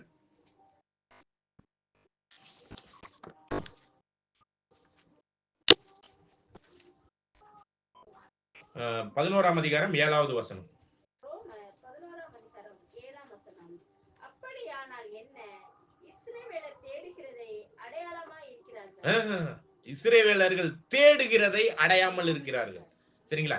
அப்ப அவங்க தேடுகிற ஒரு விஷயம் இன்னைக்கு தேசமா கூட ஆயிட்டாங்க. ஆனா இடையில அங்க அந்த தேசமே கைவிடப்பட்டுச்சு பாத்தீங்களா? எப்ப? கோழி அடிக்கும் போது. அப்ப அந்த கோழி அடிக்கும் போது கிறிஸ்துவை கொல்லும் பொழுது அவர்கள் தேடினது ஒண்ணு, அதை அவர்கள் அடையவில்லை. அந்த சபை வாய்ப்புக்குரிய 1,44,000 பேருக்குரிய வாய்ப்பு அவர்கள் அடையல. படிங்க. தெரிந்து கொள்ளப்பட்டவர்களுக்கோ அதை அடைந்திருக்கிறார்கள். தெரிந்து கொள்ள அழைக்கப்பட்டு இந்த சத்தியத்துக்குள் வந்து தெரிந்து கொள்ளப்பட்ட அந்த சத்தியத்துக்குள்ளான வாழ்க்கை வாழ்கிற அவர்கள் இந்த வாய்ப்பு 1,44,000 பேருக்குரிய வானத்து நட்சத்திரக்குரிய வாய்ப்புக்குள்ளாக என்ன ஆயிருக்கிறாங்க? வாய்ப்பு கிடைச்சிருக்கு. இதை மிஸ் பண்ணிடுறாங்க. இஸ்ரேல் ஜனங்களுக்கு இன்னைக்கு வரையும் கைவிடப்பட்ட நிலைமை. தேசமும் கைவிடப்பட்டு இன்னைக்கு தேசமா இருக்கலாம். ஆனா இந்த சத்திய வாய்ப்பு கிடைச்சிருக்கா? தயவு செய்து புரிஞ்சுக்கங்க. நம்ம புறஜாதிகள் நம்மலாம் அதுக்கெல்லாம் அருகதையே அற்றவர்கள். இதெல்லாம் நம்ம நிறைய பாடத்துல பார்த்துட்டோம். தொடர்ந்து வாசிக்கலாம். இன்னைக்கு வரை இஸ்ரேல் தேசமானாலும் அவங்களை தேசமாக்குனது யாருங்கிறது அவங்களுக்கு தெரியுமா? கிறிஸ்துவ ஏத்துக்கல. ஆண்டவருடைய நாமத்தினால் வருகிறவர் இவர்தான் நீ அறிகிற வரையும் நான் என்ன பண்ண மாட்டேன், உனக்கான காரியத்திற்கு வெளியரங்கமா செயல்பட மாட்டேன்னு அந்த கோழி தன் குஞ்சுங்கிற அந்த ஒரு தீர்க்க தரிசனத்துல சொல்லிட்டாரு. அப்ப இந்த ஒரு காரியத்துல அவங்க இன்னைக்கு வரையும் கடினப்பட்டு அந்த ஒரு காரியத்துல கிறிஸ்துவை இன்னைக்கு வரையும் ஏற்றுக்கொள்ளக்கூடிய அந்த சூழ்நிலை இல்லாத காரியம் தேவனே பண்ணி வச்சுட்டாருங்க. யாருக்காக தெரியுமா? யாருக்காக தெரியுமா? படிங்க, தொடர்ந்து வாசிங்க. ஆவியையும் காணாதிருக்கிற கண்களையும் கேளாதிருக்கிற காதுகளையும் தேவன் அவர்களுக்கு கொடுத்தார். பாருங்க, கனநித்திரை நாவினா என்னன்னு புரியுதா? இந்த சத்தியம்லாம் அவங்களுக்கு புரியாது. உலக கிறிஸ்தவர்களுக்கும் புரியல, அது விடுங்க. யூதர்கள் இந்த பழைய ஏற்பாட்டை பெற்ற தேவனுடைய ஜனங்களுக்கு இந்த சத்தியத்தின்குரிய அந்த ஒரு காரியம் புரியல, தெரியல. இப்ப யாருக்கு புரியுது? நீங்களா பெரிய ஆளுகளா? பெரிய அறிவாளிகளா? என்னது அப்துல் கலாமான்னு கேக்குறேன். சரிங்களா? இது நம்மளுக்கு புரிய வச்சிருக்கிறாருங்க. பாருங்க, அவர்கள் அதை அடையாம விட்டாங்க. அவங்களுக்கு என்ன கொடுத்துட்டாராம்? போதை மாதிரி ஒரு கனநித்திரையின் ஆவியை, இதை புரிந்து கொள்ளாத, அந்த சத்தியத்தை புரிந்து கொள்ளாத ஒரு ஆவியை கொடுத்துட்டார். அதனாலதான் ஆண்டவர் பேசின எந்த போதனையுமே அவங்களுக்கு புரியல. அப்போஸ்தலர்கள் அதுக்கப்புறம் ஆண்டவர் உயிர்த்தெழுந்து போன பிறகு எவ்வளவு போராடி போதனை பண்ணாங்க இஸ்ரேல் ஜனங்களுக்கு. அவங்க கேட்க மனசு இல்ல. அதனாலதான் யாருக்கிட்ட வந்தாங்க? யாரு? எதுக்காக? இந்த 1,44,000 பேர் ஆகணும். தொடர்ந்து வாசிங்க. தேவன் அவர்களுக்கு கொடுத்தார் என்று எழுதியிருக்கிறபடி ஆயிற்று. அன்றியும் அவர்களுடைய பந்தி அவர்களுக்கு சுருக்கும் கண்ணியும் இடர்களுக்கான கல்லும் பதிலுக்கு பதிலளித்ததுமாக கடவது. அப்ப அவங்க என்னென்னத்தெல்லாம் ஆண்டவர்கிட்ட தேவன்கிட்ட அந்த கோழி கிட்ட இருந்து ஆசீர்வாதமா வாங்கினாங்களோ அது எல்லாமே என்ன ஆயிடுச்சு? இப்ப ஆப்போசிட்டா 1845 வருஷம் பெற்ற அந்த ஆசீர்வாதங்கள் 1845 வருஷம் சுருக்கும் கண்ணியும் கல்லும். கிறிஸ்து தான் இடர்களுக்கான கல். கிறிஸ்தவத்துக்குள்ள அவங்க வரல. கிறிஸ்தவத்துக்குள்ள வந்த புறஜாதிகளுக்கு ஆசீர்வாதம் ஆயிருச்சு. அவங்களுக்கு கைவிடப்பட்ட நிலைமை. தேசமும் கைவிடப்பட்டாச்சு, வானத்துக்குரிய ஆசீர்வாதமும் கைவிடப்பட்டாச்சு. தொடர்ந்து வாசிங்க. பாருங்க, இதெல்லாம் எப்பயே எதுல எழுதி இருக்காரு தெரியுங்களா? சங்கீதத்துல எழுதியிருக்கிறார். சங்கீதம் 69 எழுதியிருக்கிறார். அவங்க கண்ணெல்லாம் காணாம தெரியாம இருந்துடட்டும், எதற்காக அவங்க கண்ணு தெரியாம போச்சு? இந்த சத்திய கண், இந்த நம்ம பார்த்து இந்த சத்தியத்தை எல்லாம் புரிஞ்சு கொள்றோம்ல, நம்ம கண்ணு திறந்திருக்கா இல்லையா? அப்பனா நம்ம கண்ணை திறந்துட்டார், இஸ்ரேல் கண்ணை குருடாக்கிட்டாருன்னா யாருக்காக, எதற்காக? பாருங்க, அவங்கள்கிட்ட இருந்து இருக்கிற வாய்ப்பை நம்மள்ட்ட புடுங்கி கொடுத்துருக்கிறாருங்க, பரலோக வாய்ப்பை. இதெல்லாம் அசட்டை பண்ணிடாதீங்க, தயவு செய்து அசட்டை பண்ணிடாதீங்க. தொடர்ந்து வாசிக்கலாம். காணாதபடிக்கு அவர்களுடைய கண்கள் அந்தகாரப்பட கடவது, அவர்களுடைய முதுகை எப்பொழுதும் குனிய பண்ணும் என்று தாவீதும் சொல்லி இருக்கிறான். இப்படி இருக்க விழுந்து போகும்படிக்கா இடறினார்கள். பாருங்க, விழுந்து போகும்படிக்கா அந்த 1845 வருஷத்துக்குரிய ஆசீர்வாதத்தை பெற்றுட்டு இடறினார்கள். பாத்தீங்கன்னா, ஆண்டவர் மரணத்திலிருந்து அவர்களுக்கு இடரலுக்கு ஏதுவான சுருக்கும், அந்த கல் இடரலுக்கு ஏதுவான கல்லுமா மாறி அவங்க இந்த பரலோக வாய்ப்பை அடையாத அளவுக்கு கைவிடப்பட்டுட்டாங்க. பாத்தீங்களா? அதுதான் இங்க சொல்லப்படுது. தொடர்ந்து வாசிங்க. இப்படி இருக்க விழுந்து போகும்படிக்கா இடறினார்கள் என்று கேட்கிறேன். அப்படி அல்லவே, அவர்களுக்குள்ளே வைராக்கியத்தை எழுப்பு பண்ணத்தக்கதாக அவர்களுடைய தவறுதலினாலே புற ஜாதிகளுக்கு ரட்சிப்பு கிடைத்தது. அவங்க பண்ண அந்த தவறுனால யாருக்கு இவ்வளவு பெரிதான ரட்சிப்பு கிடைச்சிருக்கு? 1,44,000 பேருக்குரிய வாய்ப்பு. புரியுதுங்களா? அவங்கள நிராகரிச்சு, சொந்த பிள்ளைங்க, அவங்களுடைய ஜனம், நீனே என் சொந்த, இந்த பூமியே என்னுட்டு நீ என் சொந்த சம்பத்து, எப்படி எல்லாம் வாக்குத்தத்தம் பாருங்க, பூமிக்குரிய ஆசீர்வாதத்துல. ஆனா அவங்களை என்ன பண்ணிட்டாரு? பரலோக ஆசீர்வாதத்துக்குள்ள நிராகரிச்சிட்டாரு. அவங்க வராததுனாலதான் நம்மளுக்கு இப்ப வாய்ப்பு, இந்த வாய்ப்பெல்லாம். தொடர்ந்து வாசிங்க. அவர்களுடைய தவறு உலகத்திற்கு ஐஸ்வர்யமும் அவர்களுடைய குறைவு புறஜாதியருக்கு ஐஸ்வர்யமாய் இருக்கு. பாருங்க, அவங்க அடைய வேண்டிய ஐஸ்வர்யத்தை இப்ப யார் அடைஞ்சிட்டா? பரலோகத்துக்குரிய ஆசீர்வாதத்துல நாம. சரிங்களா? இன்னைக்கு வரையும் அவங்க கேட்க முடியாத சூழ்நிலையில இருக்கிறாங்க. ஒரு சில கிறிஸ்தவர்கள்லாம் இருக்கிறாங்க, யூதர்கள். ஆனா இந்த சத்தியத்துக்குரிய விஷயம்லாம் அவங்களுக்கு தெரியாதுங்க. சரிங்களா? தொடர்ந்து வாசிங்க.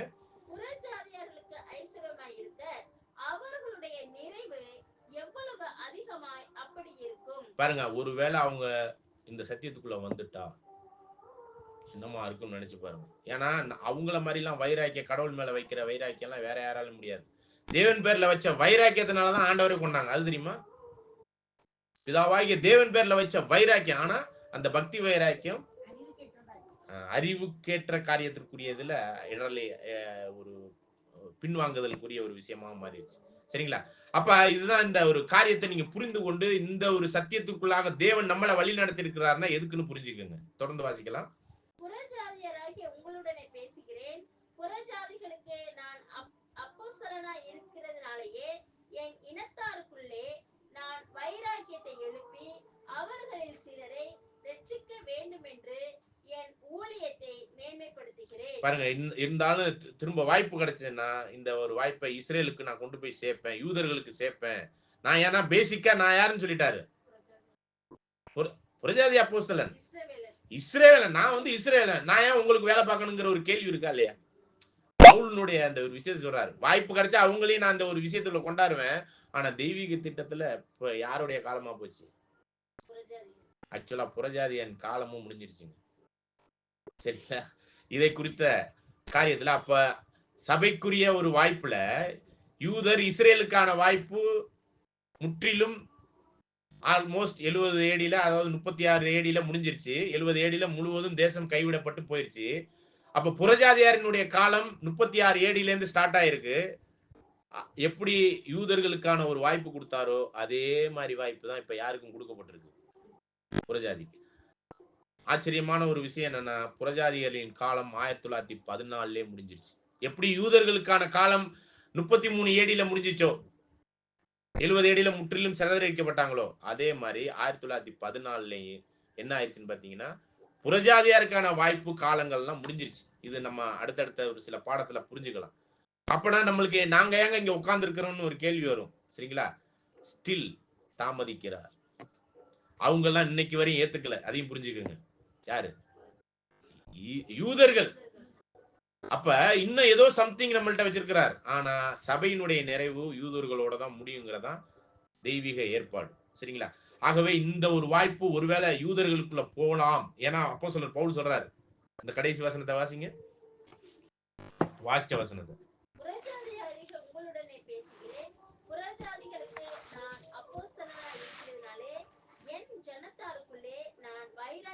எழுப்பி அவர்களில் சிலரை ரட்சிக்க வேண்டும் என்று என் ஊழியத்தை மேன்மைப்படுத்துகிறேன். அப்ப அவங்களுக்கு வாய்ப்பு இருக்குன்னு சொல்றாரா இல்லைன்னு சொல்றாரா? அவர் ஊழியம் பண்றதுங்கிறது எதுக்கு?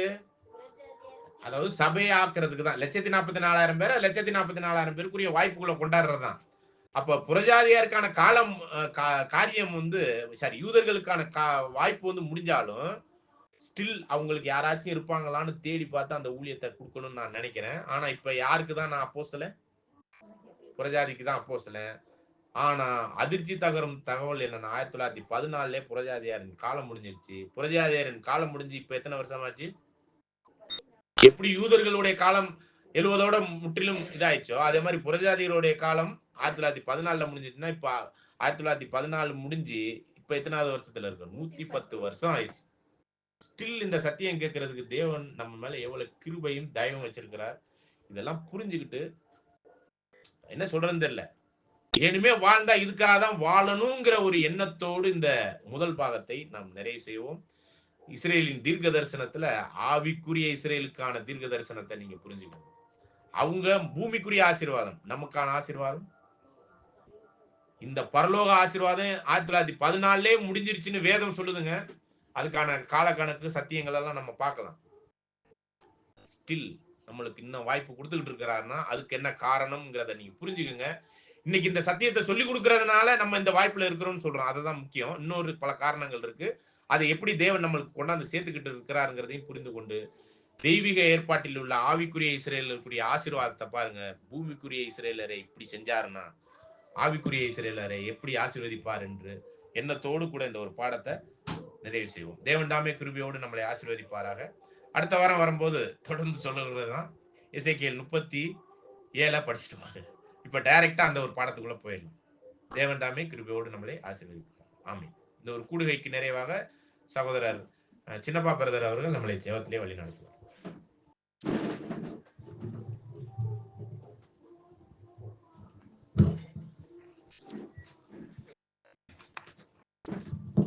ஜெபம் செய்வோம்.